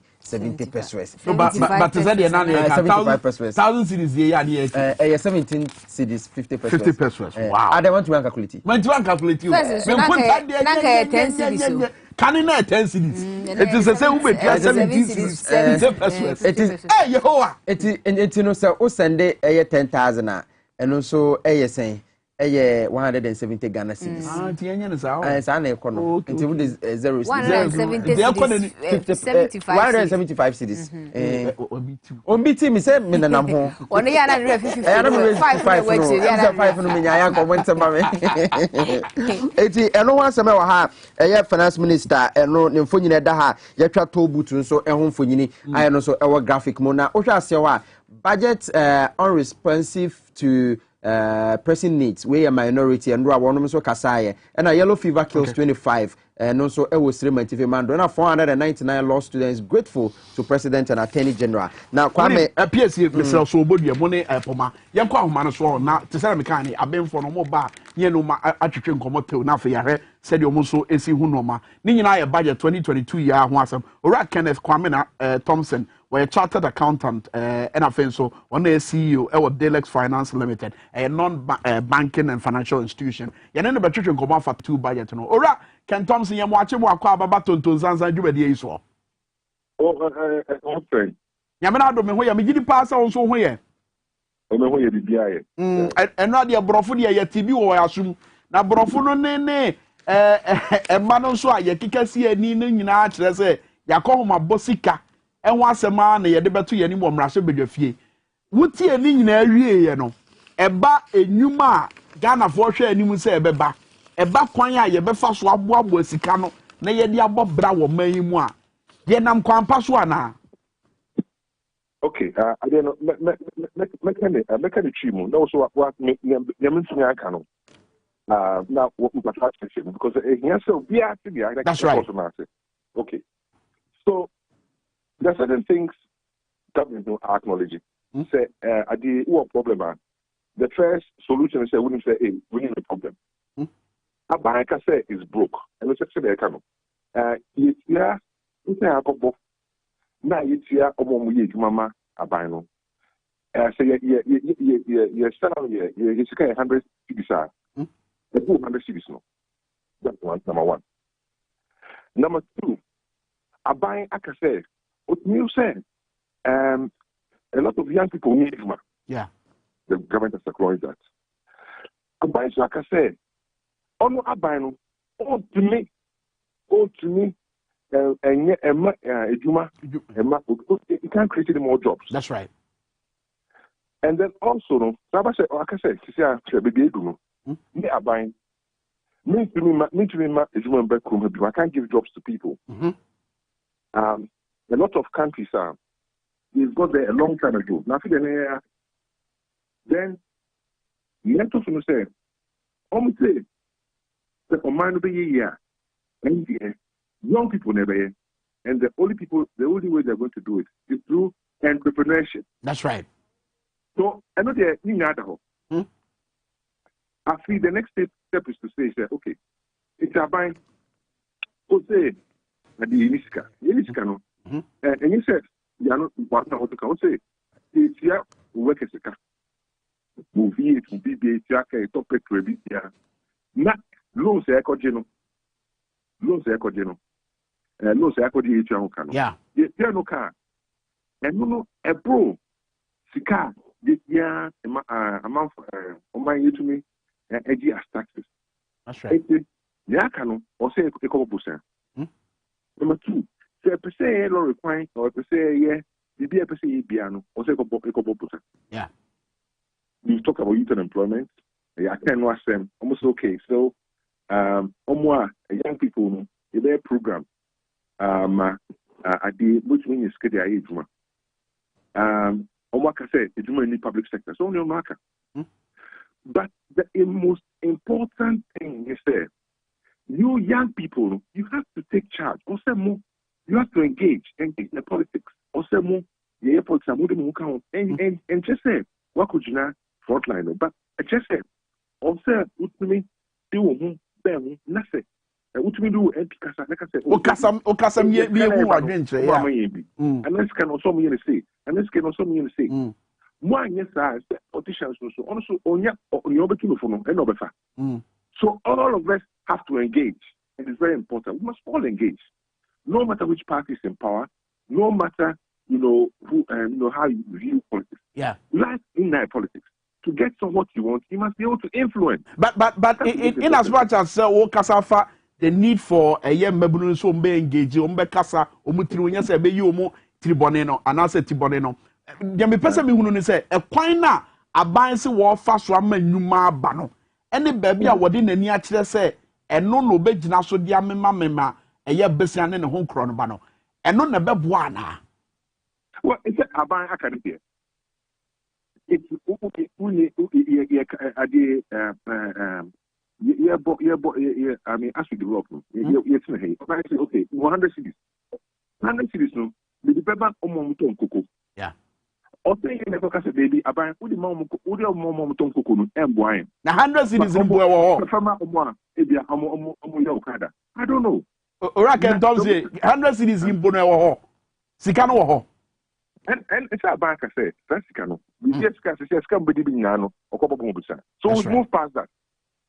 A marker, also some Copabusa, Sabanka. Whatever it is, no matter what, yes, you have to engage. And Kase and family, you have to engage. Also, Kasano, Maba make us say, I'm engaging. Yeah. I'm trying to influence. Obia Kasa, Ken Thompson there, Senator Tinti, who there, yes, Senator. No, we have to engage. And only the part I think we have all failed. We have to engage. But engage, I'm not going to say, I mean, say, reality didn't say, yeah, the 2 hour do a better 2 years. And yes, to what that yeah, the my and I say, yeah, the 2 years. Yes, be a yedian account. Yes, also the be up some pay so. Meaning, say, reality I facing say, I want to yeah, then again, yes, I Daniel Waka say, yes, also on Webby a yede bremo. But in our Begina, Sika, ye bebwa no, na ye the attitude of mine. Let the end present your my. But no can Jamaican Akosiana say reality and now say no creno a yenim and they say ye the 2 bebre out to Ghana for so and yes be at 2 yateso ye the bi so asa be kan to the sense say abefo kwan ya eboa am yetimi edi dwa ewo abefo kwan so no say kura de ye the ho to aba a wan hwe ya eba be bresa de na se. So my question is reality versus a boy, yes, say, any boss assassin, Biswa, yes, ye econo. Say now, we see who know. And the reality is the reality. I don't think, say, Ubiaka say, I did the anything. Now, but then, we have to create jobs. And the people that will create the jobs are the young people. Now, we can say, young people, you have to engage to ensure that resources is directed towards you. It is not only because radio is crap on. I'm happy about it because you are engaging. Yeah. It's very important we engage. Assembly, I can't Busani about Busano. Say the AD no meaning. It is what it is. How do we move forward? And it's the young people that move forward, and they have to engage. You have to engage. Engage. When people say baby, you have to engage. I engage. Yeah, one bet. I mean, abakwasem. Ediye na abakwasem today. I mean, I'm for Choma drain da. Yeah, niye. Mami Kasiebo show. Yes. If you go, it's based on research and throughout the world. Policy. So abaya policy. I bet it's an aging. Everybody near adi. Ebiobi and community so how it goes. It's through engagement. Engagement and lobbying, lobby so no be kasa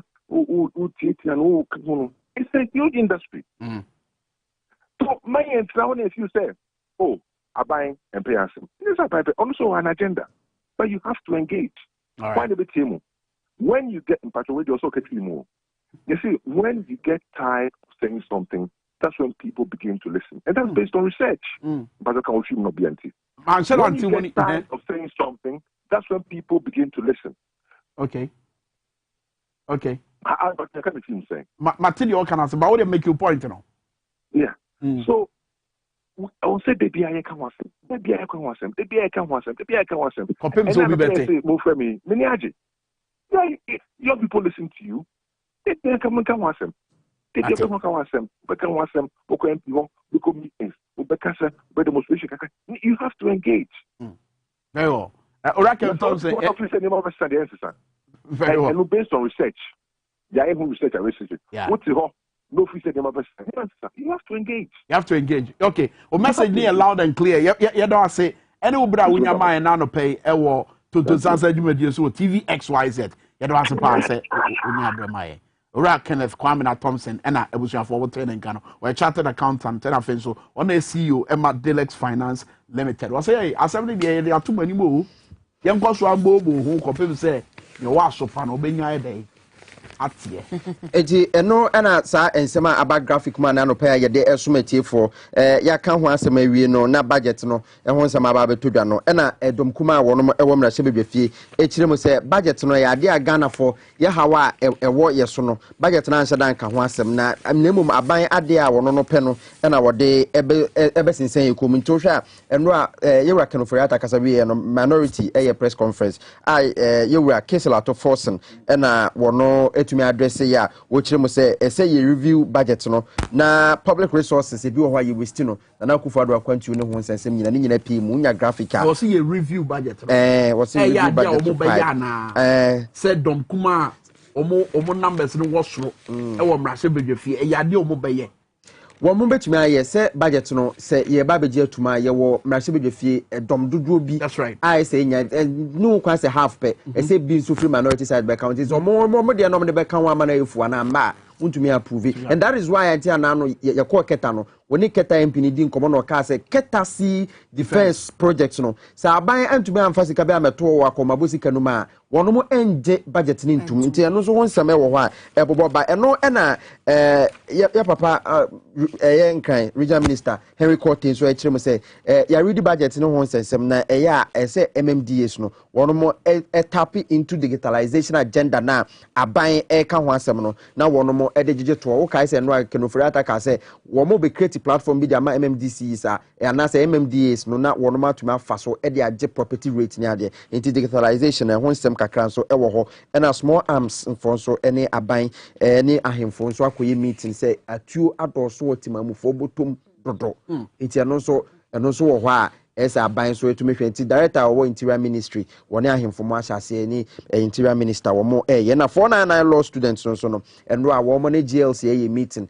ana attorney general ka ho wo mo say wo beji wo ma law school ni eno so ya sem papa aba ena no pay graphic mo The Ghanaian Times your worker te kra me e wa hada krata ye nim na watwa yewra Kenofori Ata ni mfoni dia beto papa wa ye kese pa wo hwese de na fono esi atoto wa ha anya asem keto no ahye ni fita no ama ne nsa so kita ye kula kenwa ne bag brown ne bag no brown na onkonya okra ena yire ne nsemsa na I was 2022 budget statement economic policy government to spend 137,000 million 137,529,000 Ghana cedis next year tinyame admo asimo dia na me bedan na di wa ha no se nso ya bia na ntem there be ensheda it say last year this year dia no what the 2022 dia na emu apega by 13% it is almost every year ho no ye de bebo bra ye de bebo bra nyame admo 137,529,000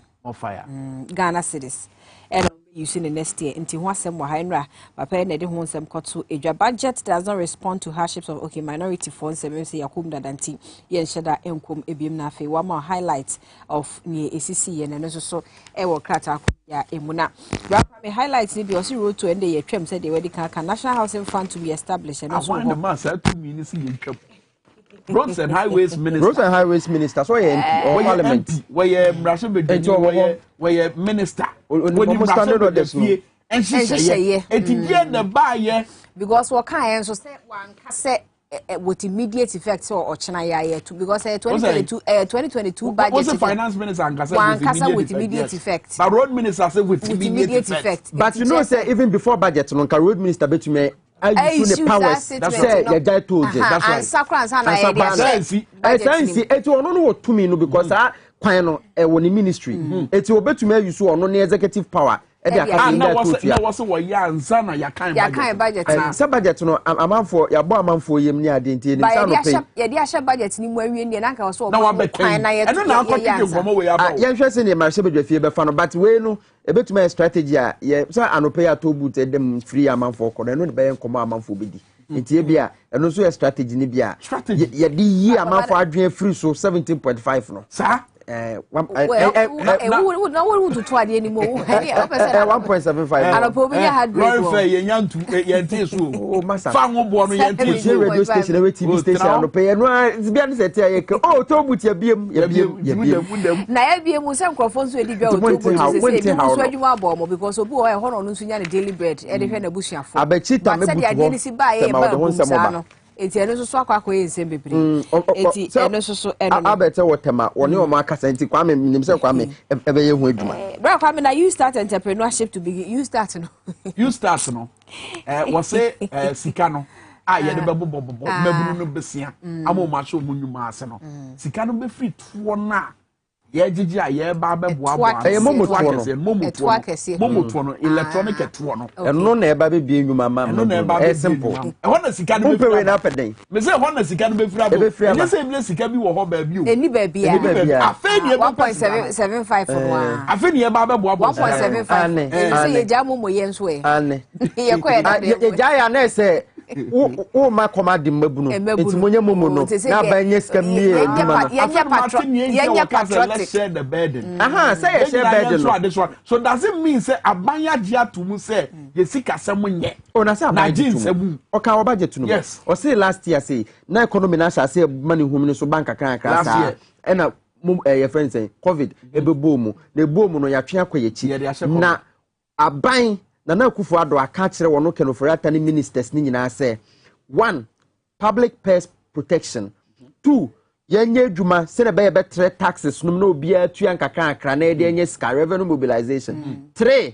yambo na emi adwuma na Ghana fo nso eda wo montumi nda enu nti na mampanyi woda wontumi nda anadwo awoko domu e program ase wo order no number 1 is subio number 1 public protection public purse protection no can twi Nana Akufo-Addo akache ni minister say na niswade hunu nyina ne say ministers be ye adwuma na edi kan aban foto Ghana ye nyina ye foto no ye bebo ho ban na etosu mieno ye betumi aboa na kwan ye fa so je to no aye abefo kwan so na enya bebre e de abo man no ho bra na mpuntu aba na etosu miensa ye mbie be adwuma na maburu nya binye na fa obi asomo nwono enu nti Nana Akufo-Addo da na jo awonda nti okọ program na hu sa woda enu ntira okay ama and now say ye ka to na de we mu abeda ho ama obi atie no menim say wo ho nsem ka ebere ni dura bra be ka ho nsem ba yenko eye temamoto we ama na yenko hwe se de ye bie to no ato ho no se de enoma sitie e wo temamoto we wo de hwade we Albert Chitam more fire me yenko finance minister Adibetu jasa esi atobi ye twe mema ka bia anase ahyegafo bia entia tobutu na nya adwuma biom na sabre mi gina tema motorway ashaman tema runabout tobutu na mi gina sabre hwa cars ni nyina na ekọ no tonu enya adwuma biom obia ekọ obia ni honu ma odigi ska edem akwa na ekọ hwa Katna na ekono omo ananka omo gigi sika no ene omo ama adwuma na yambisa se ohaw ben ene de bebre Ghana fo omo ana omo to ade a etomre bi a the traffic achi na omo timi to omo nsuo ne omo nyama no sabre amene o kasai omo buafu akira se omo adwuma asai esan se saa na nanado ede beba de a omo adwuma asai na ye pese ne binumu enkasa na emo ne omo kan ni se omo ntimi enkasa sabre yi aye ohaw ani amanie e de amomo esa so mo no aduane eden etimi abomo sabe motorway na demo to butunu edem kwa na eko kas no kwa na eko omo mu gigi ska no nsu Obiani on Wabejuma, and them Tvxyz. Albert here does Albert Chita, why are dear pa, one man about with the free a yet a motorway no, and no, say, or more ton idea, a woton on, so say, dear, or free, a quine one, or Macotina baby, kitty be or motor or modern dromo, ne before the abapa. Our macho madre Albert say, I do the how Kasiebo pan and bebromo.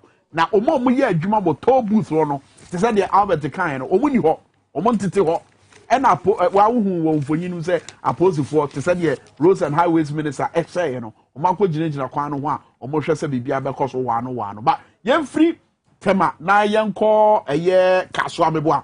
Young call Casua, Nian said, yes, it and there, Maxwell, DJ Maxi, or not what for ye, Eddie Abre, and a devil, wow, sha, will be a call, when you not.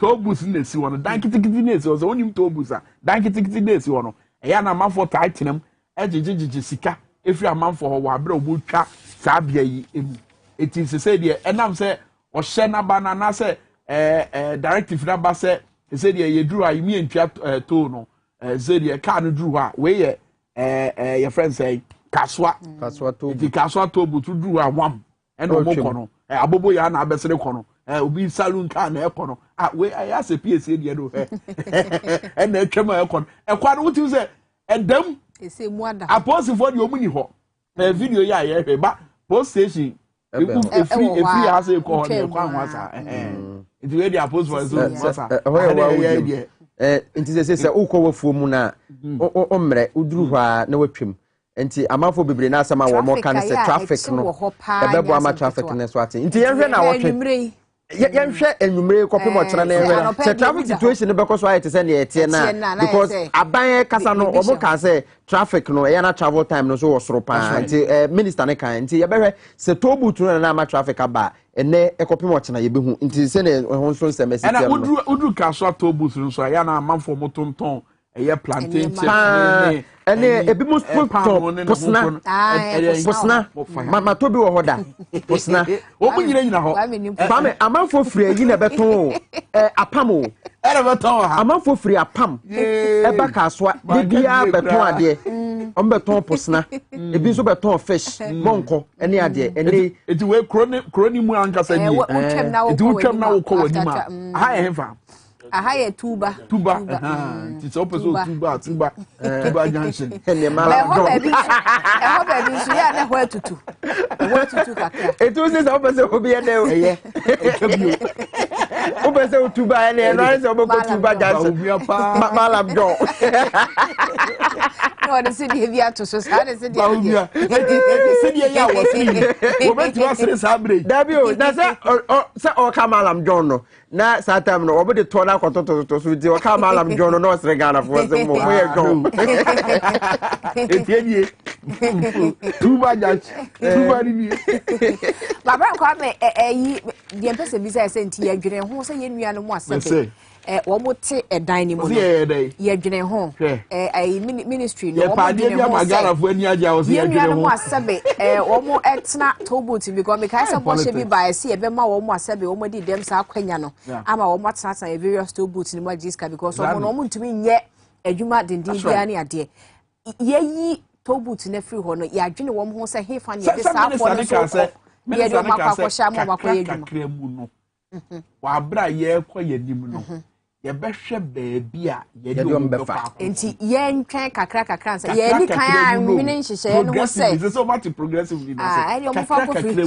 o ma to cement ni anwe agu ho ansa na mo ko hwe asase e normal o ma to cement apake agu ho ansa na mo ko asase o wa proof o foundation o ma roofi o mo ya two foundation eno na ye ka obi se o we 0.00001% and am say 0.0001% no nkenya significant anka won ka ho asem Ghana has a wotobutu nkwa 100 na se de bia nipa amoton ade ho ene sisi amafo apake omne ma omo nkɔ he eno so ye nsema ye kɔye nim no yebetumi aka ho asem ma me fa dispatch en fa hwe so na sorry so akato yi ho asem Yamin likely to challenge Akamba for NDC national post na no so bada man anna aba no despite the Democrat say Joseph Yame Kane Ashanti Regional Deputy Ashanti Regional Minister, Deputy Sports Minister, ene was your opeso kutu Joshua Akamba and he say ono so asase pan asem ketokra te diaba na fe NPA for so e de 100,000 akokolebu ekwa breast cancer for chese NPA omo wa ma association bi wo monti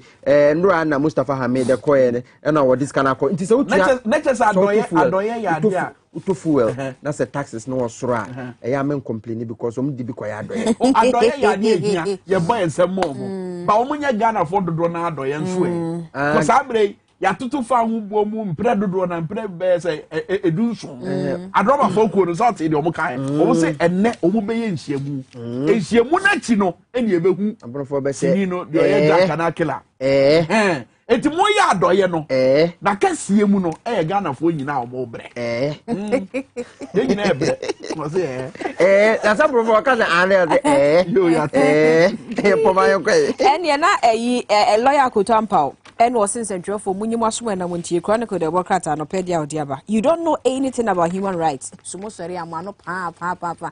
I did by one Hannah, Mona Mukremu. And the lawyer Kotampa, and this asked me, Mamma Central for ya. Ye nano ya can LGBT as my bed dear Ginemuno. Any ideas of more human rights, Montiasi, Munimna de Bank. And so most sorry, I'm no papa. For Subi San and one so name human rights in po. And knowing the differences between rights and choices. I want to human rights now. Be choice, you imagine two such say independent rights. Sabi will be so obedient a twa. And a choice and any rights. On to me from a share county. Why would human rights are see and pay? And I was in the and I was in. Come Poma to vote. Me mama me so mama ex that.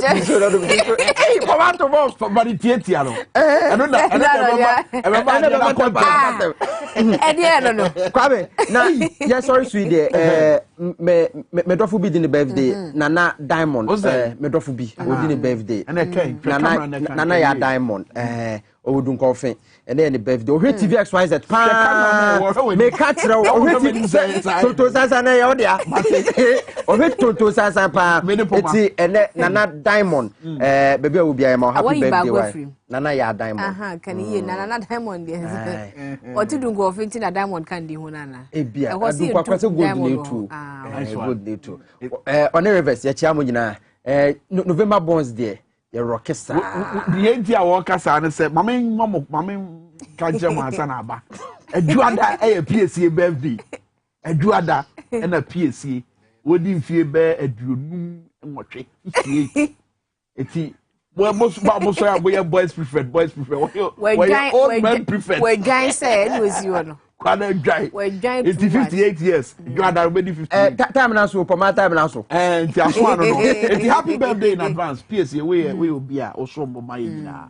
I drew up me time kind to make and then send the moment to see here.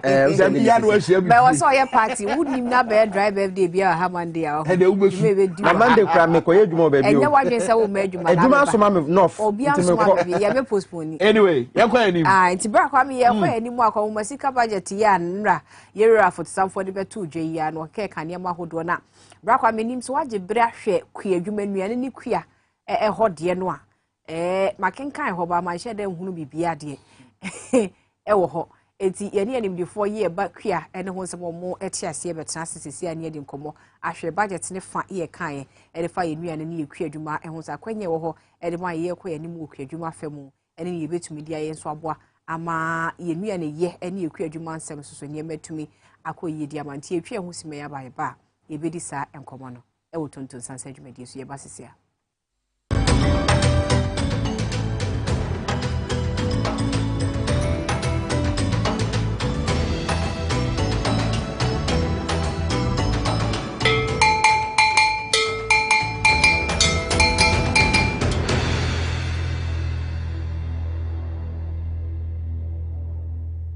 This advertisement has been vetted and approved by the FDA.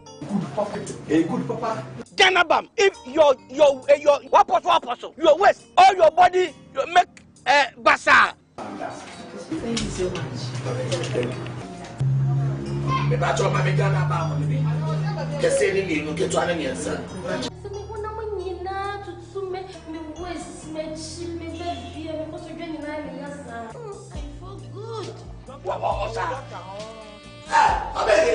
What are you? I'm about hospital. Ganabam. So when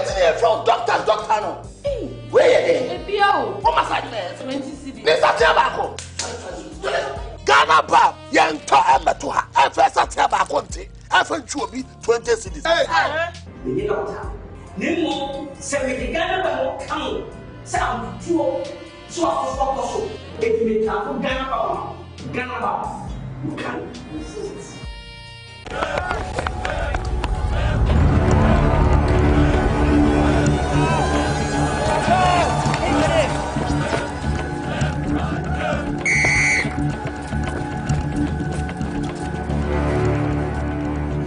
We are one man short. Should we invite him? Yeah. It be old cargo. Can I join you guys? Yeah. Always drink fresh, natural eggs, mineral water.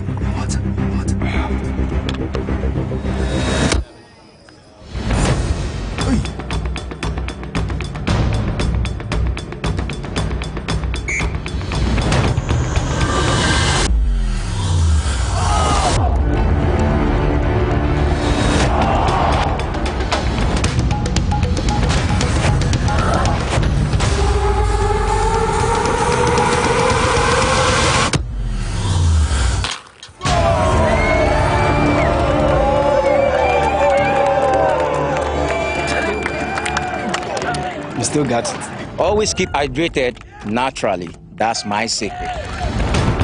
Manufactured with the primary aim of preserving nature's finest minerals necessary for a healthy mind and body. X Natural Mineral Water. Simply natural.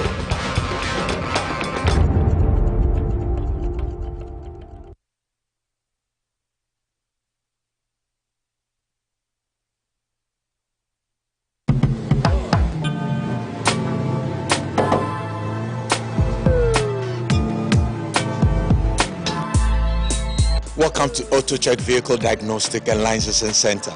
I hear my car can be checked here without going to so many Accra. Sure.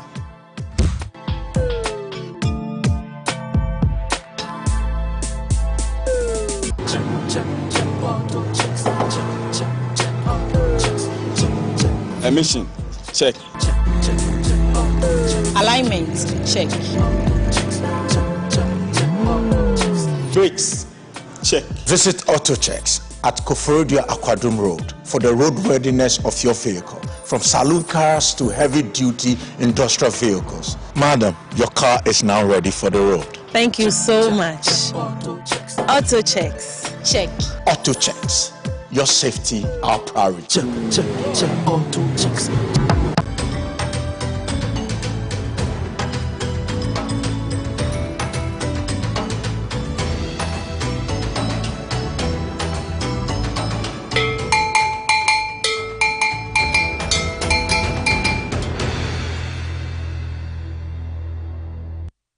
Abusuafo ya mu akwaba emra tuntun sansa dwumedi so anopen so ye kasa ediafa enra akohomesika ya Ghana foto sanfo ira kenofo yata wode ekotu dwa wo memra hye bedwefie ye kwa ani mo no de ni betumi ayi aboa ama omeye tumi etumpo ne ma ne bebre akokọ so ama eguso e kira dwene e de fa ho bata no peye ye pese ehwe ne kua fam ene ma hodo ebetumi ayi ese de be ya ye kua adwuma mu ne ma be pagya na no na yewura ya wo hwe ye kua adwuma nsem so ka ese statistics ye kra wo mo cheste planting for food and jobs aboa pa amene nuane bo enye den se de ne ye keka se ne bo ahurihuri kosoro ne ade ne nanu onam wiem free tifi domantem ho a wo ba no hwe se de enuane ne ade asi asoso fefefe ne ade a na obi gina ba bi ka se enuane bo aye den ana ote ase enye yie no ho eda ho ye behwe ho asem ye ka mabunu ya ye de wo mo hye dwuma mu wo mo ankasa ye entrepreneurs ne ade ye hwe nura budget ye ba ye ne de ka fa akua dwuma ho na ne da so ho opportunities wo ho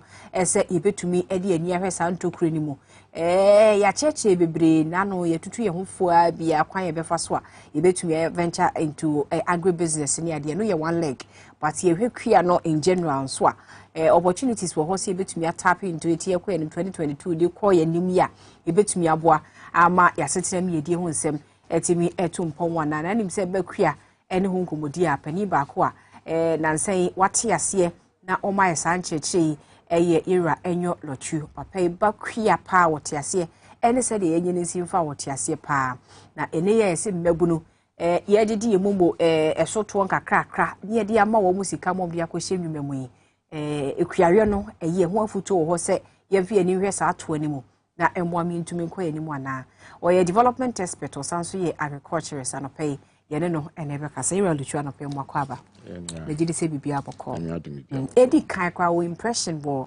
ɛnura budget a ɛbɛda adwa no ɛho ne sɛ especially ba deɛ fa kua ɛne ho nsɛm ho. Yeah, my impression on the budget, no, a mixed feeling, in the sense the outcome. There is a difference between saying and doing. Okay. Some aspect be of is very, very encouraging. Some aspect being so encouraging, but the end result, because sometimes a bit me read the budget or say this year be away. For example, me to my job. Or you be quiet so. You can say best acquaint since 2018, 2019. Bad budget mutembia besine yenye. Inti no say ready budget and no ultimate say it's going to happen. Okay. The end results no. Yeah, and that was the mixed feeling. Again about the mixed feeling, no, most people know, for example, you talk about the road toll. No, or toll booth, no.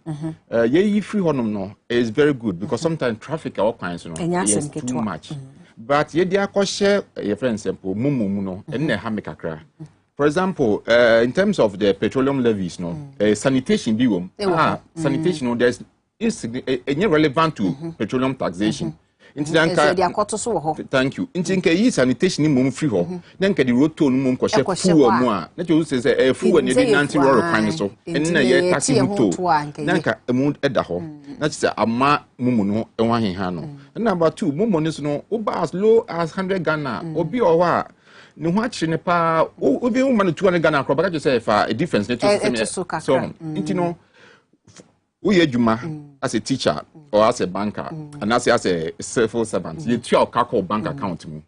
Oh, about me, already a tear that you told tax. Won't say you care near set to. And so, near fed. Nemo a business transaction, a digital business transaction, Ankasa for income generation as if then that one you put tax on it, then it's okay. To be or transfer money for business transaction, commercial activities, yes. And the who say be or tie yeah, thank you. Thank you. Into also must read no cost. Nanketwane dear, me 15 tax 20 10 54 ne de omo nka ho because yes say omo no de na ensheda nye we bia but any twem ko 100 for ne ko na ni we ko to edro ne say edro ne friends 120 yes no na o throw be say all mouse can ne ko to edro because so yare ne no so say tua ho tax ko yi so ya saje nti ha drink kakra but say nka any mistake is can say omo mani peja koso kakra na nka nketwa ne fu say bia fa hyehyɛ ye nto ho say bia free bia 1000 Ghana cedi square koso ye that will say ya nka ye ba ye no across sare bia omo ti kra asen omo onu krampo running the system which is very bad nti that aspect omo tin kase higher levels no mo define youth entrepreneurship and say you jobs in as for now. Then you start and that is very classical and that is very good. Okay. And I support it in that way. But lower any day I don't. Planting for food and jobs and share by the by you yes, mebunu ye encourage mebunu be crassi and fear hon because I be abandia ba ebeboa am here to me akoyenim. As an agriculturist, who say so far, ya yen a best if you num if you num one way you confiance. Yenhwe ho no ekoyie edemai as of mine. Thank you very much. To me and even to me generally planting for food and jobs no have been a failure. We have to accept it's a failure and if you have failed then how you resolve it. Number one, if you are planting for food and jobs, it means that there's going to be an abundance. Into year on year out, no, there should be bumper harvest. Okay. Into for example, say planting for food and jobs as 2017 there should be bumper harvest. Food stock should last for 2 years and more. Into 2017, there no 2019 and Sananka Esa and Sana 2018 every year biano there is already a reserve. But here is the case, there is no reserve. So where is that planting for food and job emergency? Two, in terms of price, Osenka price near very, very low. As at now, a bag of maize is around 500 Ghana cedis. Meanwhile, no, 2018, it was around 150, 200 Ghana cedis. So where is the planting for food and jobs? Amboa. But let's look at it this way and so. Government are putting over 500 million Ghana cedis into fertilizer. Yeah. We're subsidizing fertilizer, no. By the end of the day, no, our subsidizing fertilizer, no. What do you call it? Yield, no, so amber. Price of things is very expensive. So to me, no, planning for food and jobs, no, it has failed. But the government should look at another way. And cost, no. I always believe, say, win-win.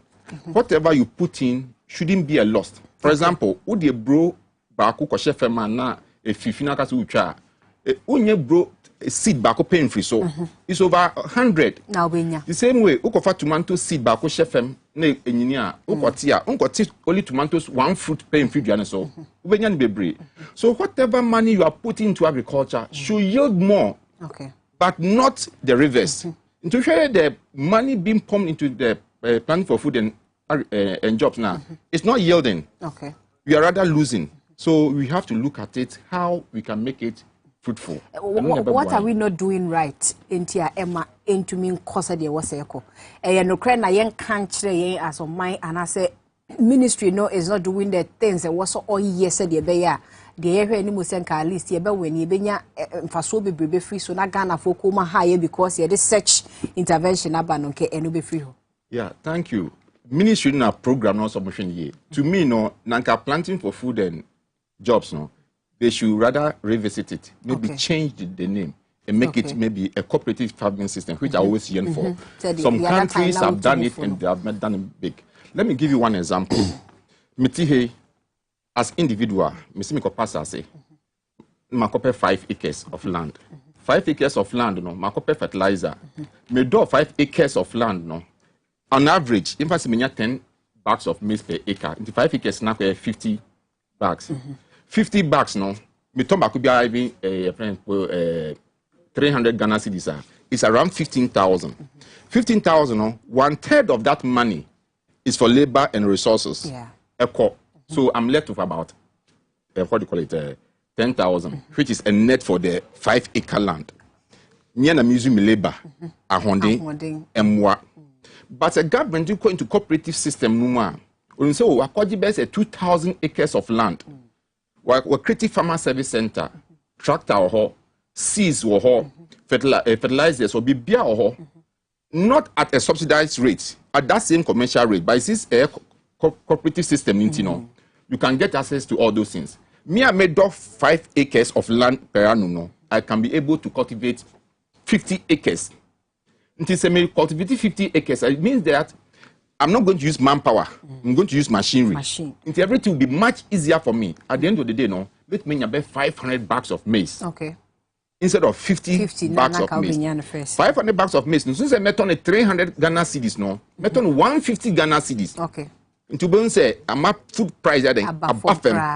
Me met on 150 Ghana cedis, I'm making almost 40,000 Ghana cedis net. Using machinery.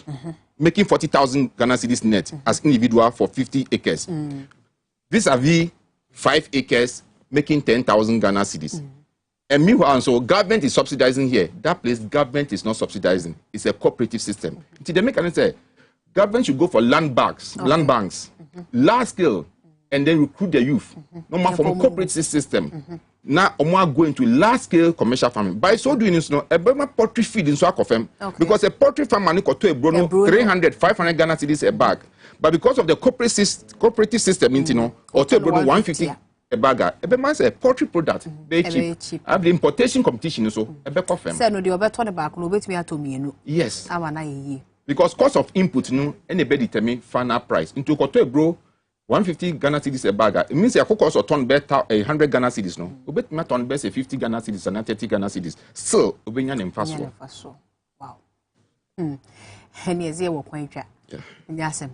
But are there opportunities that were a Greek sector now? Would you say a Melbourne bit me tap into?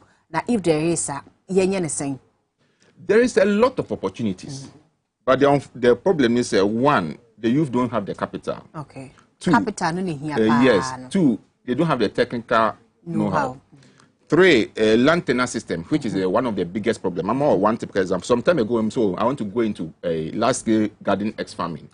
And I went to precisely, let me mention the place. I went to Esuchare.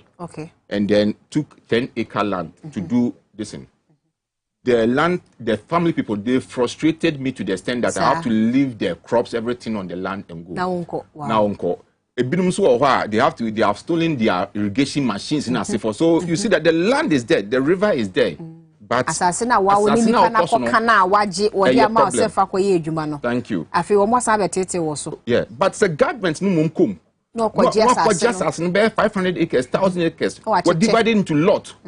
We're irrigation systems. Now for the we're locating my youth now. It become much easier. Okay. And now every lot biana area biano, we're locating extension officers to it. Okay. We in a year at the end of the day, you are not going to pay the extension officer because it's a cooperative system. They'll be paying levy from their product, and that will be used to pay all the network in the chain there, which will be very helpful. Okay. Yeah. And one year say in Sassan no abang and fan when Jim say, yeah, quay him no quite assassin and one check and Mamma Bruno and a be sika, yeah, the bay, and also who he has. It's mostly crowd, so yeah, I didn't hear.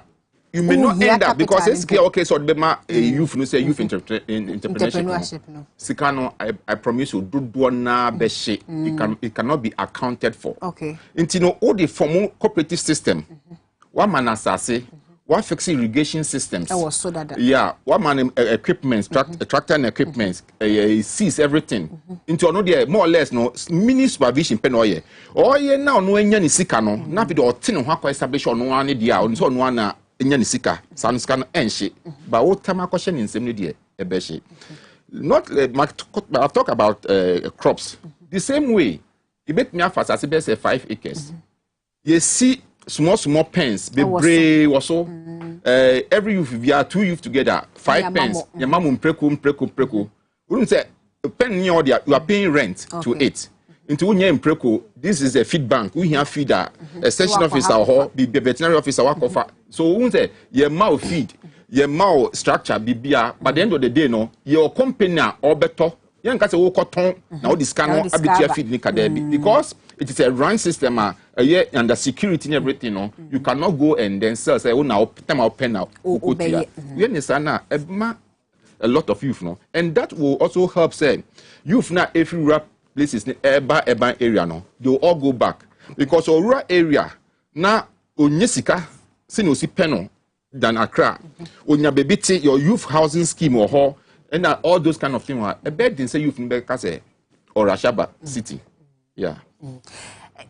SAS no I was no yen as youth and yen te agriculture sentinema like you are saying opportunities no hobby but as a yem fire yen coho one yenti a kwadwuma ase ene mfasode e wo so de ma yenti na ma yemfa ye ni hwesa ato anim nana yeah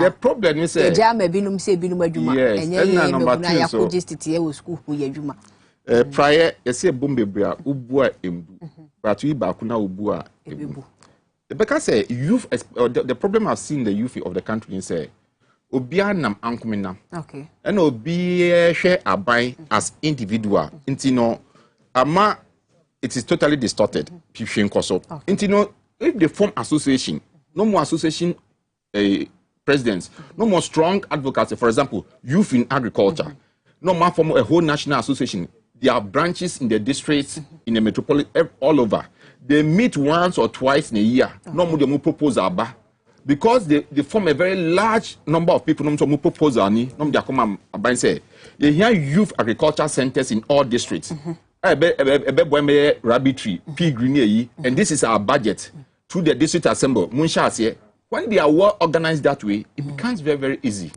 for them to be heard by the government but as an individual obi adwen no just aban the DBB beba ni enso yakọ prebidia problem never cause to say because a lot of them no they are afraid of risk. Okay. And the government must take the risk aspect of for them.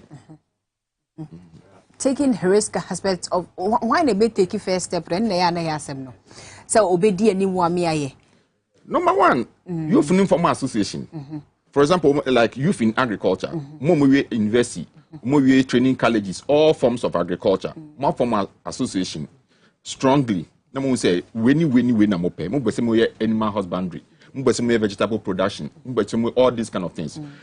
Why project work, project whatever management to your school. What come up the proposal? So then, I'm going to come and buy because the risk, in fact, of land acquisition very tough, both monetary fund and in terms of security fund. Any other thing. Don't say more association, and a more association.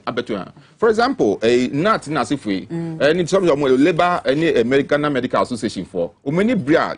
Labor union in from most member international. Now youth one a friend say youth no this mean youth be so when the from say member international. There is no association.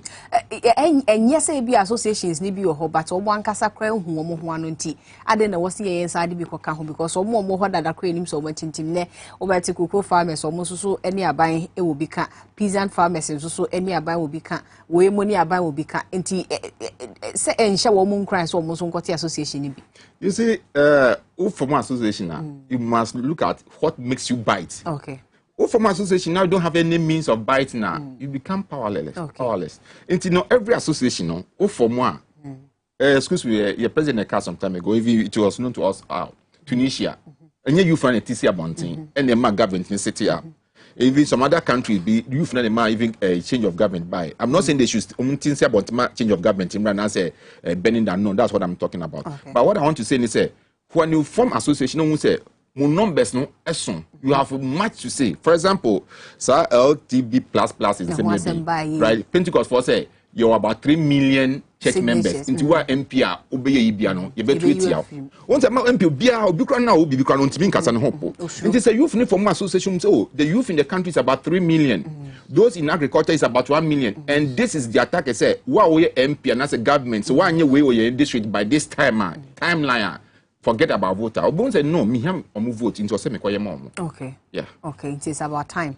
Yeah, was say me bunu ne keka omu boom na omu etusa na mon. Ba mo bi nso ni ho a ministry ne was omu so de boa.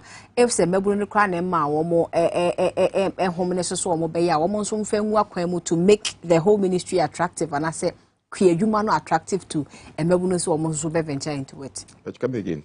Make us say emebunu no na ebia omo kra nya nsoye so omo ti association na ministry no awono so ehwe agrek so ya ono na wo boa or the seedlings ne sa na me be ma mebuna mo aye no ono so betumi ama ade na nim aba enyam na aya kono to the mebunu no say omo nkra no be appeal to the mebunu no bebre say mo fa mo ho mehye kwadwuma nim say ni opportunity say wo ho e de mama mo de mo ho behye ma e betumi aboa na ministry ne de on de won tena ho sa na mebunu ni mum e na omo empushi say omo person ye bibi.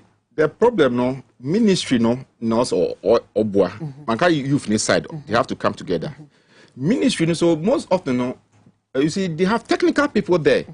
But some of the decisions they take there, you see that it lacks technicalities.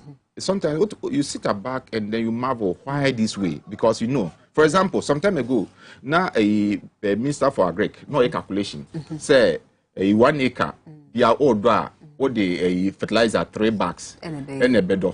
Into 3 bags, no, ube use 3 laborers.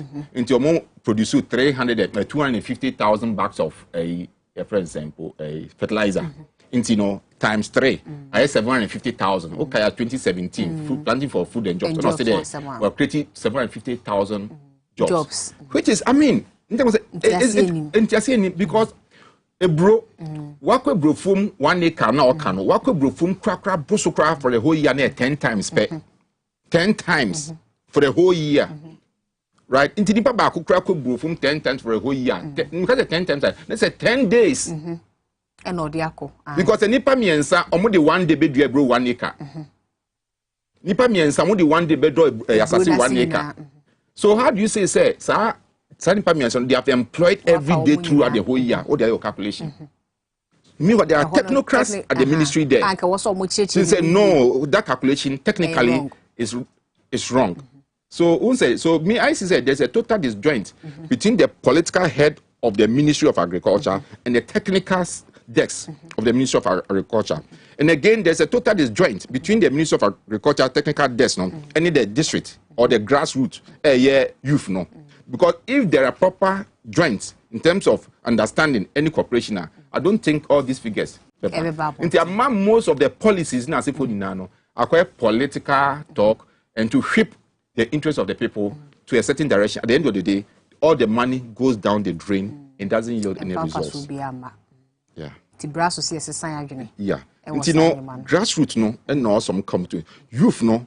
All those who are finish schools in terms of interested at the district level, no, somebody must own up, put them together. Say your district has it.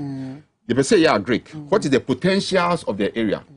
The poor be no draw business plan, any project plan, how to go about it. No matter present my assembly, no. No matter assembly, no. After all, assembly no the common fund can also stand. Any be can also share say free even the minister. Assembly common fund crano. Some allocation should go to poverty alleviation, and which should go into agriculture. Into the youth in the district, no, can liaise with the assembly and then start something there with the assembly. Until everyone do a certain level, no, then the ministry can also come in directly to help. Okay, you. Yera enyo lochu anope dase. Say obebwa. Kua na de wote asenti. Ye pese ye kua nyina na wose ye no udi nkita ho brano na oboaye MIS a cheche since ministry no technical nkrofo na ho na ye wo ma hweso mbeboaye ya. Ehia mo individuals sense mo so mbesta yechi e wo sa kwa na so busuafo ani yera enyo lochu ene kasa we development expert or ye agriculturist. Ye sorry budget ne ho nkomodie na bra kwa me ene abedwafo ba betwa so. Na womo abobo ho nti wo so adwe nche obo anu a WhatsApp number na egu screen so no betumi e de amane na akọ Facebook a betumi eja no ho ye ba sisi a na oman no atenase.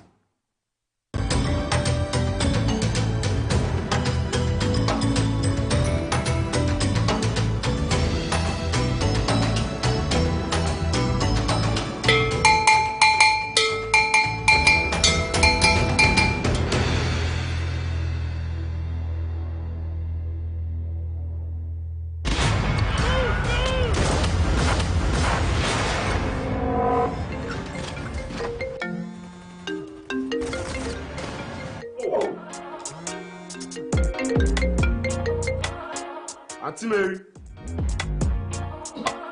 Chairman Tia block no so na fe na waba. HD Plus gives you control over your TV viewing experience. You can now search, pause, reverse, and record your favorite shows just the way you want it. Charlie, like that movie go pio. Oh yeah, we miss some. Oh no. You know me, Sam. With HD Plus, you feel record any show then watch them later. And with this HD Plus app, you feel link come to your decoder then watch any movie, any show you want. Hey! HD Plus, And now, when you download my HD Plus app on your phone or tablet, you get free data every month to watch TV on the go.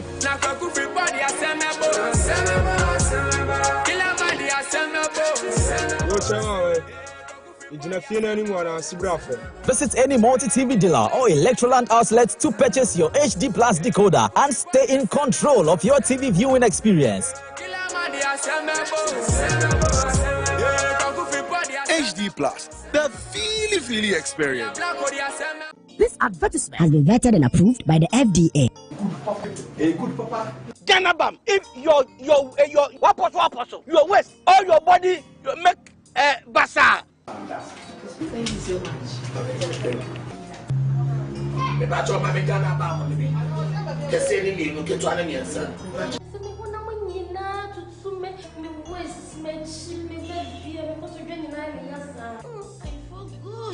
What are you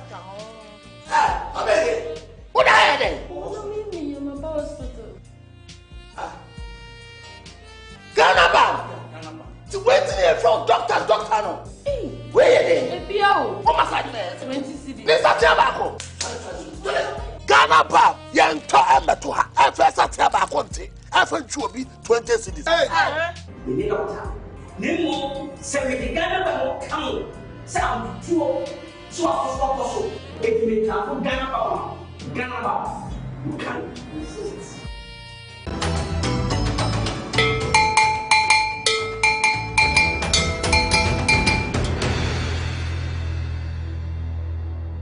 All right, Sabre, o mana trase wo tonton sansan dwumadie so Tvxyz. Ye guso aye bobo nsem na ye papa mu ye 2022 akohoma sika ho nsem a o man Ghana ye gina so e de aboye bra wa afia e da ye nimu a finance minister Keno Foriata e de beto Ghana fo nyina anim e wo Ghana mrahye bedwafie mrahye bedwafo e be bobo ho metena se papa nsem nimu but nsem nimu pensemu no ye sha ase e de afri ye dwumadie yi so wa bra ye kokokoko eye enimdifo titiro mo munim de ba ye sika 7 toto ye ho a na fe so omo nso a etuo bi a yɛde abeto Ghana for so ebeka omo pa eye mobile money operators yani bi ebekasa na no pay ye hunu said ye normal esite but said ye see di kan bo hu dawuro say honorable Isaac Adongo baba beka ensase e ofia no we unfortunately went me ama nti ye betu san komotwetwe no ahyeda na eno no nkire say budget nkomo no ye di si he ya no afekura na ya hyase eti ye baba ne say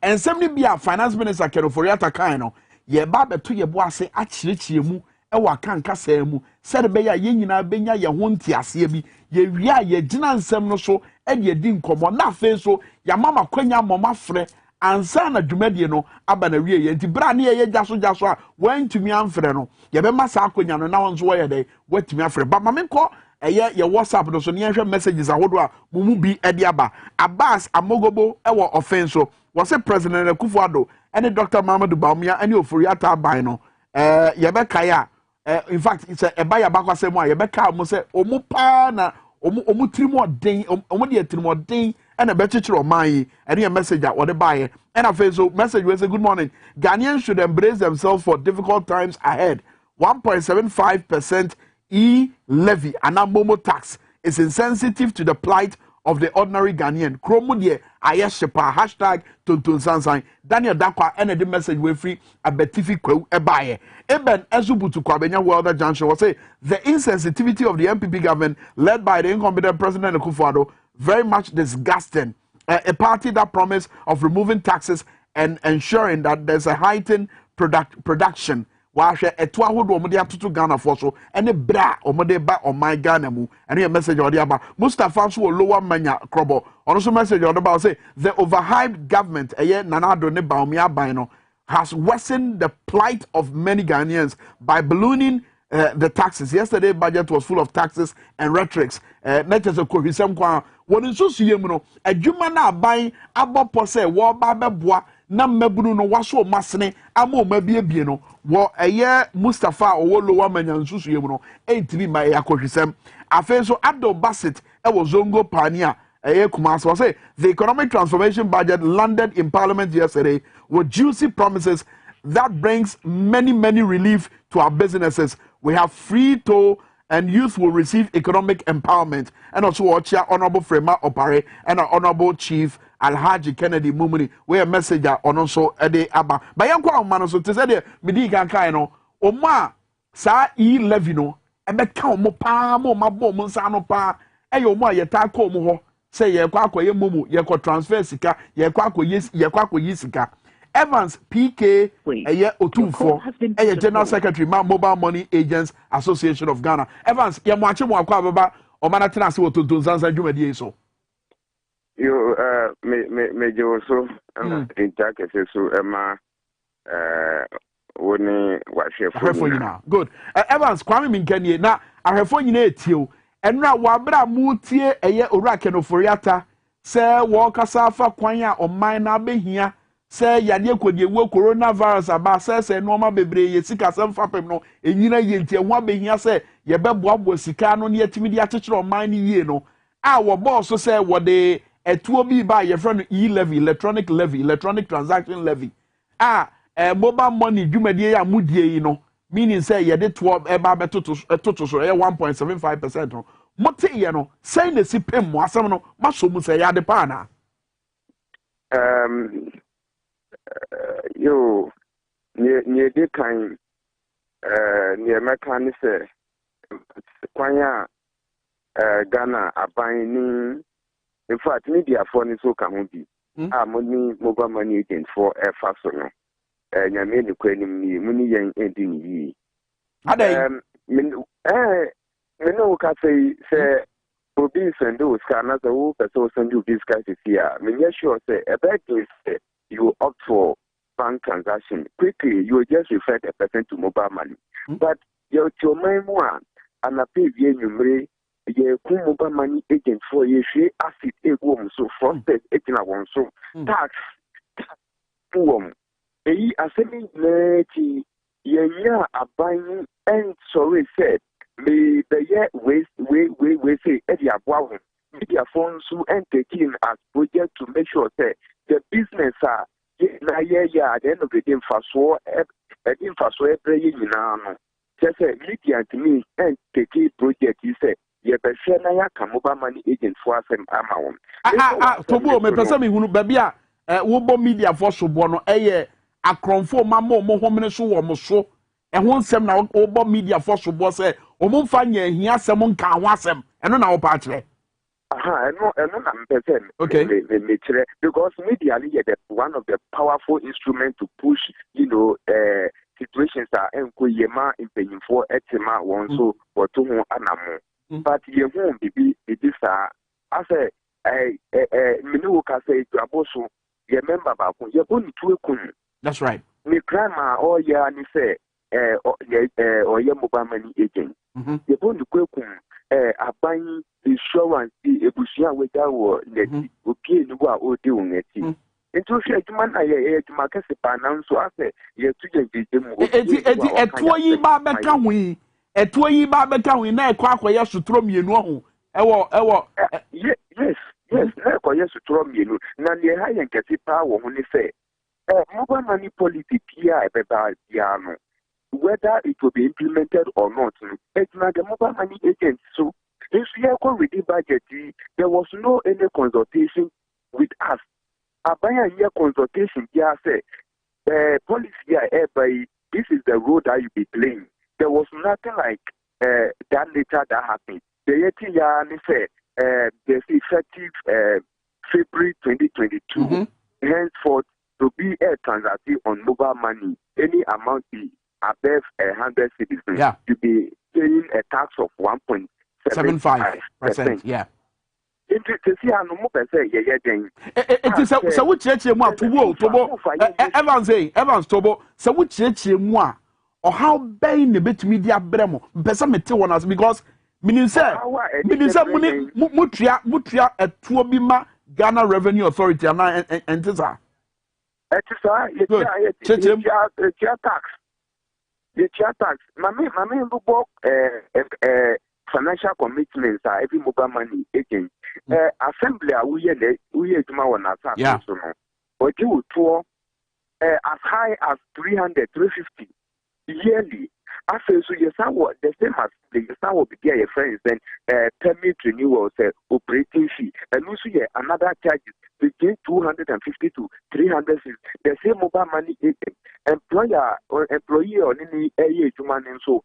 Otia ne mislead man at the end of the day no osa etia nika utility bills but ya to man so yetia ema asasira anase wakwaji store kra na share ubo humode se ubetia store run nika ejuma ne se o shema ejuma ne koso oh na ushe TRNsu ye obi dia ye friend withholding tax or your commission so and also before say you be your commission ma no ye utia tax was so it is just a financial commitment in net na say aban assign at 1.75% eba ejumanim you see say your customers won't say mobile money go ayetin and me mobile money business, what are some of the implications I did by sector? So, but beyond the implications, you know, Evans, my men say we dey kafro. Memo church, memo Abraham wa church.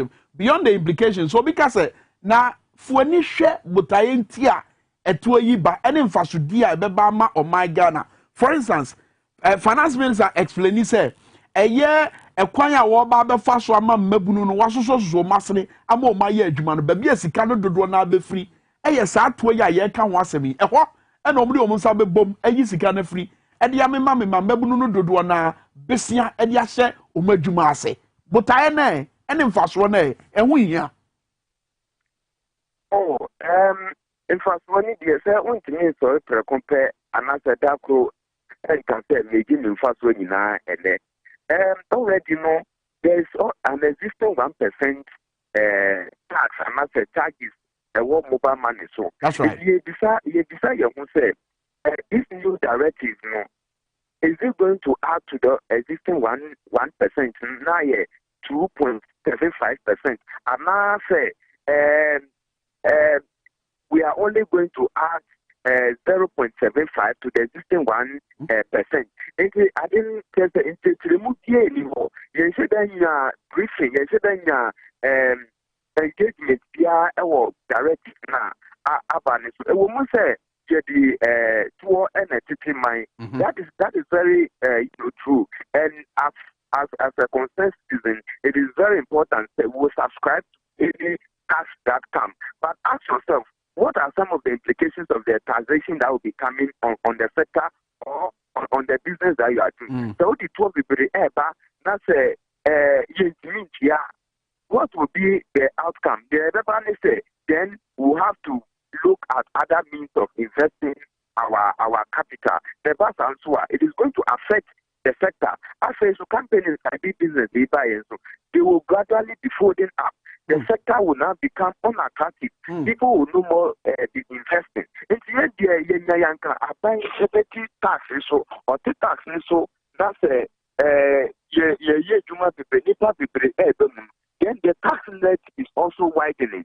Tax net is widening. Then it means that what can buy anti tax in so what patches say what shine levy no so na and answer the idea na patch. Just the person may tell you say government and as a buying anti tax so that levy no just Emma from cra after tax is affect customer so now before you pay tax on something it means that you have made a revenue and as you have made a profit. What I say, don't make it profit, then what is the essence of you taxing me? Tell me, I'm a consumer and I'm only going to buy something and consume. And you are taxing me on it. What is the essence? Okay. Because the enemy said you have to pay tax on revenue. You have to pay tax on profit that you have made. But if the consumer will have to be paying 1.75% on a service that I am only going to consume and not that I am going to gain any profit from it, then I mean, what is it? It's ever said, yeah, mobile. I mean, more Kasiebo my Ghana. Osha says, "Oh, Kasa, was say, Ukraine, young one, Sasu, ya say, a buying, I engage one sana, what they say, at the Baba to Aquam. The I engage you, say, more person more implemented, and dear mobile. Yeah, I buy their issue statement because whenever there has been a lot of agitations in the system among our members and in the general public as to does it mean say in the face of COVID-19 if accompanying implications are edible you beat me now in fact just your members need to reward now issue I about out and the statement that one count Akuma and so on. We are hoping say government will engage us to give us first-hand information. The extent of the taxation, is it also really going to counter the mobile money agents and what are some of the implications that it will bring in on the business that we are doing. All right. We are hoping say going forward and not the Yemi Abai Nafe Yenya better information. Okay. Yeah, said engagement to be go to if you go na mobile money what increase then it means the value is the same. Actually, the value is the same.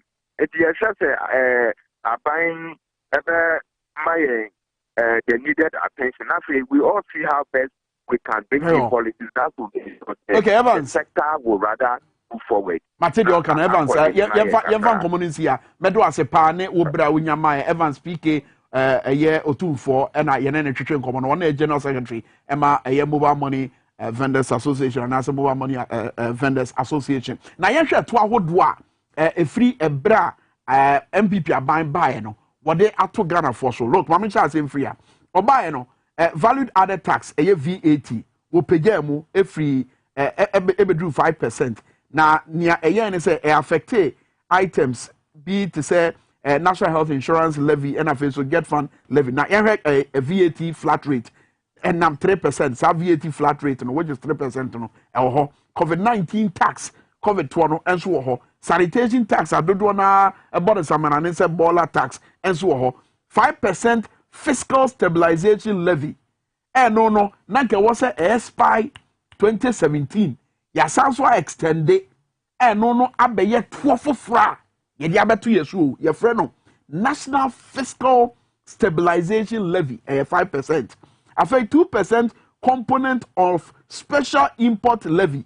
And also, nanke wasa 2017 yedi ba na wie ye and also ya maso apege matrem and also ewo and after so energy sector levy no abanda danika say look enfie num na ye bepe ekwan bi so ni aboabo sika no se de be ya yede betoto no ma ye ka hodo abeda ho efa ye nyinam kane ho nsem no ye betimi di atwitwa age ye ho sa na ye abanda da ne botaye abanwe anasa political party we bra no wo opposition o kaseti a energy sector levy ka say eye to a yede to Ghana for so asu ni mfaso wo ba ban mu ni oye ne say 5 years window na down no wo bebutu twene baabi and wasa atrem aban mu apegam eti energy sector levy no eye 30% no and also ya extended for 15 years and also eto a eda yeso a ewo ho ba yenkwa homa no so na yenhwe se yebetimi ene owura Enoch Okonfo okuna atwehwe nkobo ono so ye economist na yenhwe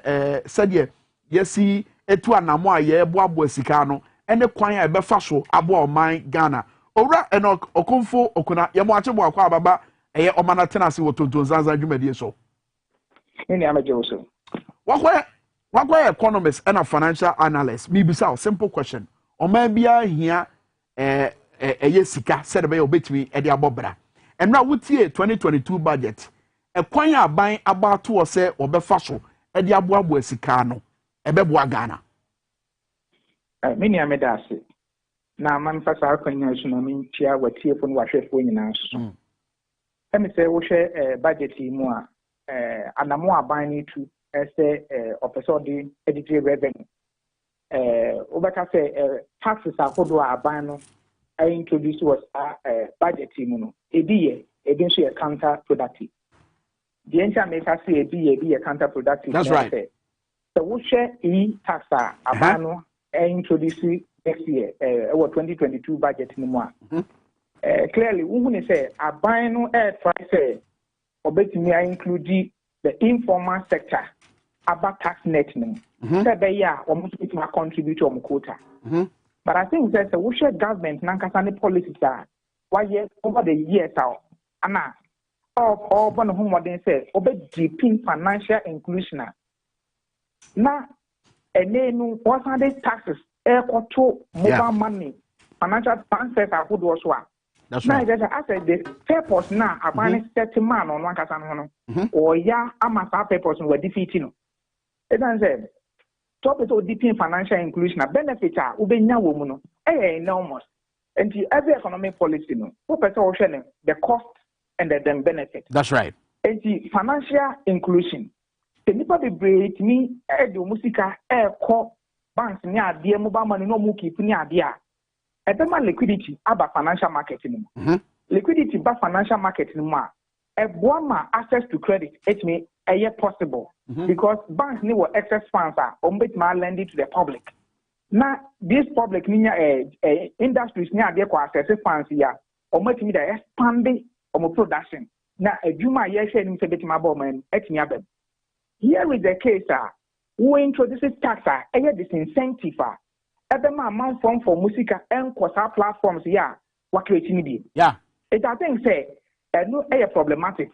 Say you see a shene in economic wise the attempt say to deepen financial inclusion and introduction of e-tax now a disincentive to that particular policy. Again, Abane say you bet me move with the economy from a cash-based economy to a cash-light economy. So change now say the car nipa edidija eno. The person is had any few. Send a bay amount of it may use electronic platforms. Now, or multimedia are transacting on business. And then say Nippon they're comfortable as you use electronic platforms in their transacting business there. And when you just have a cheap at the man. And the Atadi Yapina who will say, Nipa Crabedis and Yamana Atuno. Nippon to me shared the engine to me. And okay, Nyao Patcher say, a 2 womo sadia bekan nye wo dada no so no Edi how and ebre Ghana for and I say Ghana for and a dim crampo sa e-tax na e dey introduce double taxation because ye tremeka ya tax say sika me koto me bank account na me transfer from my bank account to my mobile money na me ba be so what at me to very well okay so it e be do mrebi no nanka banks na ye hwe ani me say ni padodo ekobo dompe mo banks extra mo kwa yi sika ni nyina no so no e be free ho no ye better akọ back to that same situation because obi am person be transfer sika because they will transfer 1,000 crap from a bank account to your mobile money yeah to 17.5 Ghana cedis. Okay and now with him yeah fan twene ha and common me pese ye toa so yeah best studio ni atoa and common so ewa studio but me sure say in the coming days you better and safro amo aba studio now so abeboa ye nkomo twehwe no me da se pa ne points I want make e de abeka and common dodo na ya twehwe afa 2022 budget no ho ye cost we di nkomo no so ewa studio ase ye bedo ase pa ne obra onyama ye ora eno kokomfo na otenical financial analyst asanso ye economist ye no na twehwe nko uguso a wo hwe tonto zanzan dwuma di o man na nya atena ase na former deputy finance minister Ofia say honorable Kasiebo ato force no a wo hwe ebra no mo ye nsantwefo nhye mu di animu nsem ahodo a wokafa eye budget no ho ni nyina fa ensem no dodo a munyina macha madwen afa ho ye ne ba beto ye bo ase ni apapa ensem ni mu ne ya te nienti a o masi sa eye ginaye no eso ba ye be ne say ye be dane ye ho aba ye ba ye ne be din ko ye be say tonto sansan ni. Very well. Honorable Kasiebo to force you be more hachiamo akwa about tonto sansan dwumadi na de anopedi jaso tentam kra mo ko program for me fi wona Matias here or immediately me ba Matias here at least be menya time e won brother ye won break akra okay be ye be kwa be yes ma duonu 20 minutes ye fanye bibi it's good enough no mo kasai mo kansem ye tie finance minister road to the anopa ye de cameras come mountain so ye wuru say the road and highways minister kind and yabem na na me bisa say na ye ready budget anim ye yetimi implement policy bisa wato mra bia na honorable what the can da metuma kan ye de the ma bem ne di nche ye nyimin populism me hu me meka na fantimpo see ye bibia ma manfo bom nkofo bom nsem ano na den abesi bebe ye dui enam ekwana wo fado we increase taxes into wo pede wo ye bibi magana for sebe wa adwene fido na da wo pede wo ye de rotos ya oyembra na sebe MPP aba na wo de ba parliament ye hyehyɛ ma rotos yetum ye jejeje tax parliament wo makwan de wanji sika parliament wo makwan so de sika no so into benje nti even though da waye no mfaso aba ho anapei but mbra kwane mudze okwara de oyakrope watombra adie na bitima to no oya parliament botu me decide na wa friend wa bekire ma kire hen sande se mbra na wode rotos ne be no oyde de fa de mbra na so yeyi de mbra ne fi ho ansana wetum waye de no we decided that memonyo onyi tum wa nankasa no ho if your constitution mu owo mpepepe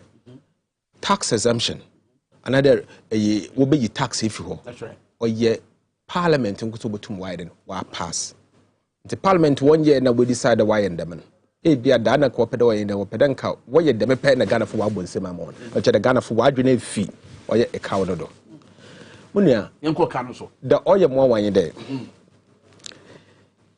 rotos ye ho o de sika afi na o de by 72 million Ghana cedis afi call 72 million Ghana cedis dem 72 million Ghana cedis na abana aka de okay me de beche na mbom da meje fi Ghana fo nchen o ye 25 billion Ghana cedis in return 25 billion new taxes 25 billion afia yesini o ye 2022 sika obejen o de 72 million beche na wa just 25 billion if you nchen abana more than me na menchira okwana obeje dem sika nchen brother araho samne de abane de tax bi haba uyu akuru bi what's your friend digital tax levy na. Only digital tax.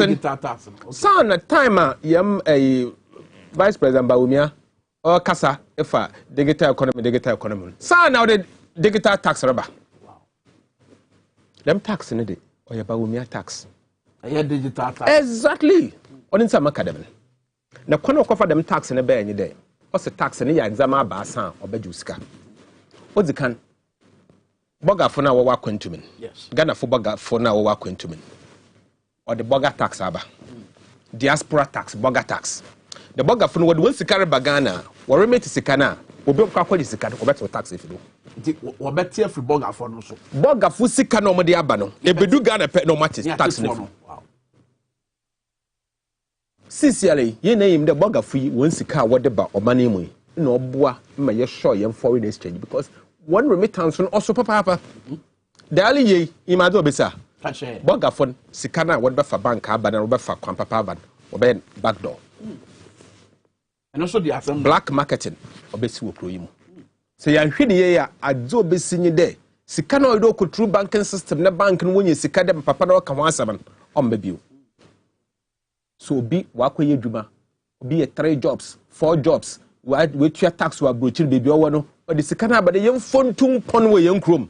Yen sene danaman wo Kumase, yen sene danaman wo Bron, young Kosibi Central Region. Net dan no Lucosini investment of a Sikano so adrebano, or be taxing. Nina nature and mamma ya, ne papa ya, no the Sikaba.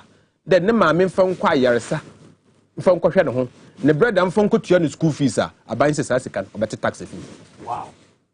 Abena bani muniano abena bani we men hyehywa na metra hei enyim ahokyere abakropo nyezuo edwuma nyi ho okomansi obinum oye dzinde obedidi 2 times a day won nuanom wo akwantum na wode bibi be fie obedi bese we nyina waje atom abane se covid intira better COVID. And Ankasa wa for Kwambidu was Sika Basa I was 2020 elections ma bonesa also COVID. Ebe odi kan wanjin to me there. Adza wa year 2021 woman.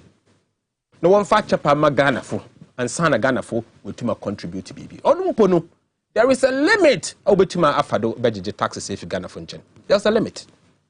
Unfortunately by the onyim limit bia odi ugu do cop time wo kombubu. There's a limit mrada ho ana. No, you see say a design tax policy or there economy now a woman. Now the impact of the tax policy you are talking about. It's a tax policy no the impact no on woman now or there assessment one year. Ministry of Finance not the way the mass assessment. But you see abani bado no. We design tax policy on your assessment why your budget now shows oh you here's academy. Oh, I dream boat. Oh, I've been to young them without any assessment. We are now our quatinase. The no, yen few. Oh, I yen bandem.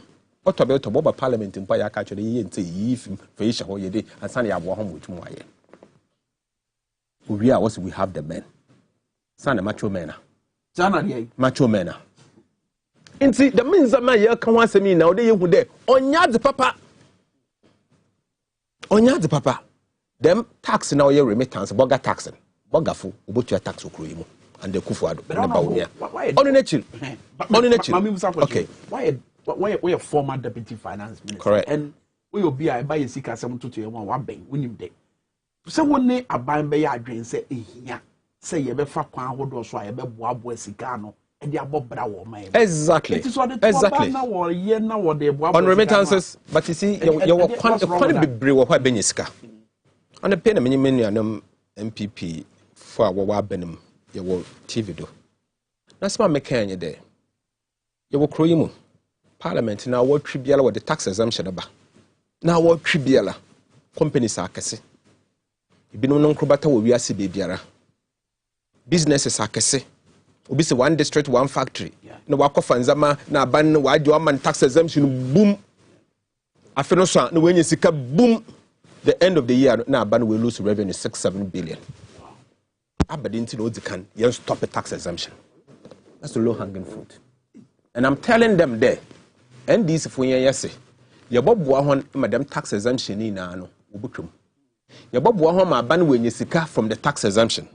Num boom, ye levy them Sicadian family. Into corner ye be fado ye boboa hon. But as for us, we'll do what is required of us. Because Ghana for see yen two madam but to yen do. Osando da seminam or da seminam. Just imagine this is your bank, equal bank. Let's say look how you secure for banker. It's a baby do me. We choose for bank beer. That's right. But so much as a company will choose car. Sika no be transfer no. Company will your tax wo. Or salary no do. Salary na now etua tax e no. I request some of banye there. Company no or transfer through the banker or bet your tax. In some when me company owner, the man say be ko bank na me ko yi na cash dem do sika be kita wuzem. Me abet your table top. Yes akwa that dem 1980 1982. Na it's na abefo kwan yes ye fa so de adi nguta. Into kwana yes nde ye di sika be fa bank ni sisia ba wumia da Roma. Ba wumia na da Roma. The head of Ghana's economic management team. Obia also the digitization eba no we bugu no. Cash light economy. Since a cash economy. On internet this for yese. The margin the engine to me da. Yesterday I pay kind of one try hand country ko o we assume. Says your bank transfer. Sikatsena de transfer what tax one try one country. I don't know of any country. I've done this job for a while. And it's been my profession. There's no country. Yeah, fact check it. Yeah. Let's check one country. What countries do in your day? Or your fees now, fees in, or you involving banking, one transfer charges, you know. Bank profit when you want what taxing. Another I wanna look at them fees in, you pay percentage of that fees as only remember then this time you cover fee-based financial service VAT. That's right. Abutima recover. Obeke hand on yet. What's the obese banking sector? Onukra fees na CCRD sikatina la asamaton. Hey, it's your bad day. When you CCRD your company. Nese there in there it transama from an button another a business now it transfer sika. You find the company will Kumasi. That's right. No, already able to add the cow one credit. It's order bank one year transfer no 1 million Ghana cedis. Company no about 17,500 Ghana cedis tax. I'm a kufad na baumia. Wow. Into say a company inko is scanning for bank. Na in drive a car. They buy ABA actually ABA 2,000. Petrol in and out to 2,000. That's 17,500. In fact, no mum kuku kutukum. I want to be for bank. And you see a good bank. In Belna, Sika for true banking system, no, them tax you, we're saying. Since you're this kind of young car boot, you're done is a canisha young passe. You see that them 1980. The Yako back. 137 free, I'm warm Russian baby fee. I'm Moses Ajna, who said Timu Beauty actually. Qua bear soon, I'm Bessie Peg, and the block what you Diaba kind there, a hand Yabotwaba. Yet to abide this 137 no, about 2 against it. So when you want to do, that's one what 2 Madana, Ghana Fu the young Kahubi. Our young son with whom. Yes, see, Yabaka Yasam one brush bedroom. So I did have few home pool and son of to buy a before. We walk out. No one can say 1 year Magana Fu the Yahoo and say for young Kahubi. We send the Madan or that seminum. So politics in Tina Moyasana. On your politics, Ghana need a year one. Ghana need a year one. Which have met him, I am Miraho. Me pedemu crow okonenim. Ghana is my world. Me new crow for Ghana. Ghana is my world, it's my everything. So crow ye me wo me bi. Osaya me ka ho bi. Na me nye medwuma ye as an MP. Me constituency for wenya friend then adwen papa wo ho wato aba mam dem be hye wa name na man ka wa asema mam me da men da o mo nsem ni bi ne fan wo ho nsem na man ka wa asema ya o man fo mo nsanka eye onwanwa fango eye fan wo bo ya tutu mu mpre dodo yi na nka droba fo ku o mu ko hia ye nsentwefo aba no onfa no ho yes o man nya bibia mesa aba no onfa no ho oli proud no proud abani budgeti young chrome kasem me chrome fancy be kan e oye kofie kowu budget no mo say agenkwa budget o kofie kowu olbedu yen ewu Dew budgeting. Last one. When your budget to go to my boy and the Mujavo, answer them come the Massamboko. Transfers in your uncle say, bank and see way mobile money is what the tax out to do. Into some me transfer Missika if you me bank, me da come moda, moto your tax. Me we no code momo do na me transfer abroad also a tax account. Ebe ye. Nanado. Dr. Bawumia. Nya Bawumia yana before oboto aba 2020 August. Oko Kwame Sifa kind show do. That's right. Us send there on Jin to me there. Or your mobile money or by tax or other taxing. Are you aware of that? I can play you the video. But the video now. What about two about those one tax mobile money? What two about we? Uso Macron or say mobile money umbra. Inconsistency. But we make a Ghana for there. Tax it hurts economy. It hurts household. Or the pain and suffering or the money. Why has he decided to let Ghanaians suffer? Finance minister say yen share bed there no. Say kede yen share bed na. I will not there start anamobwa. And it starts from the president. Saroko ikobo insu ano.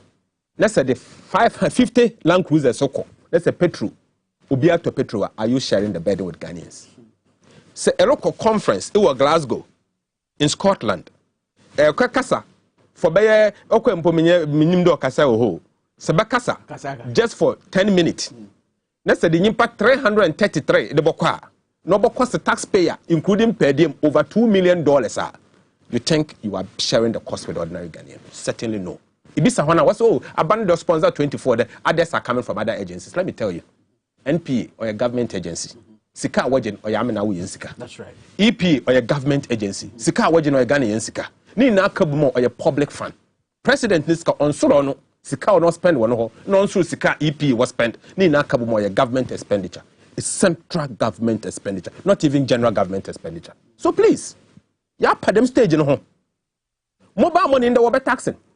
Mini ayar, let's say me sending the Sika. It will fear the office can on phone to tax on phone hospital. Hey, over to your tax one. Ya kufuado. Jawado. Abana bani. What's me chat for? Ono so do chadon. Do ocho tam pedagana for are saying there. Bronye. Where you? Bronye way.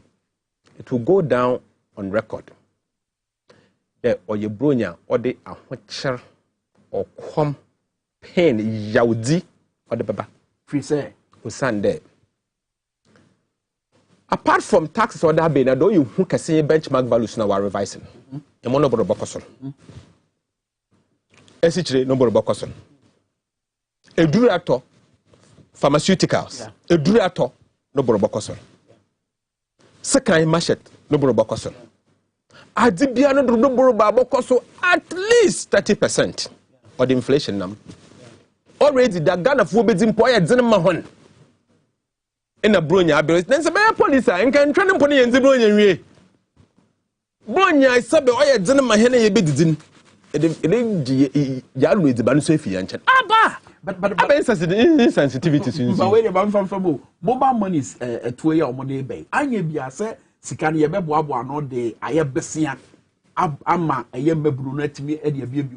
To send the finance minister catch a. In Sika Baba mobile money 6.9 billion Ghana cedis. 6.9 billion Ghana cedis. I know what they my babunin. Onokra on Tada with the Sikanaba and Sani Buno. So please, let them not deceive us. Answer will read the budget, 2021 budget, of a trend there. Ghana cares for Batampa project. That's right. Cares for Batampa. Oh, you know the slogan where I do. Kakrano, where you start. No, you start with the full about Chanapa. Mamma, your mama. Now, so your quack budget to me, a Ghana cares is a coward. Sure. Wow. Them idea, I come and send me 1 billion, make a budget, I mean, who baby or share. We be some. One day, second you. But sounds so after for about what another one, Baba. If you start to look at you go. What did you when you go? Your brain is every yapa, but you go to no ha, and as I pay your call, Kaswa, your call, Tamamoto, Umotonto, and dear, and what one winning as say, or Mako more question to grow baby, or do say soon one.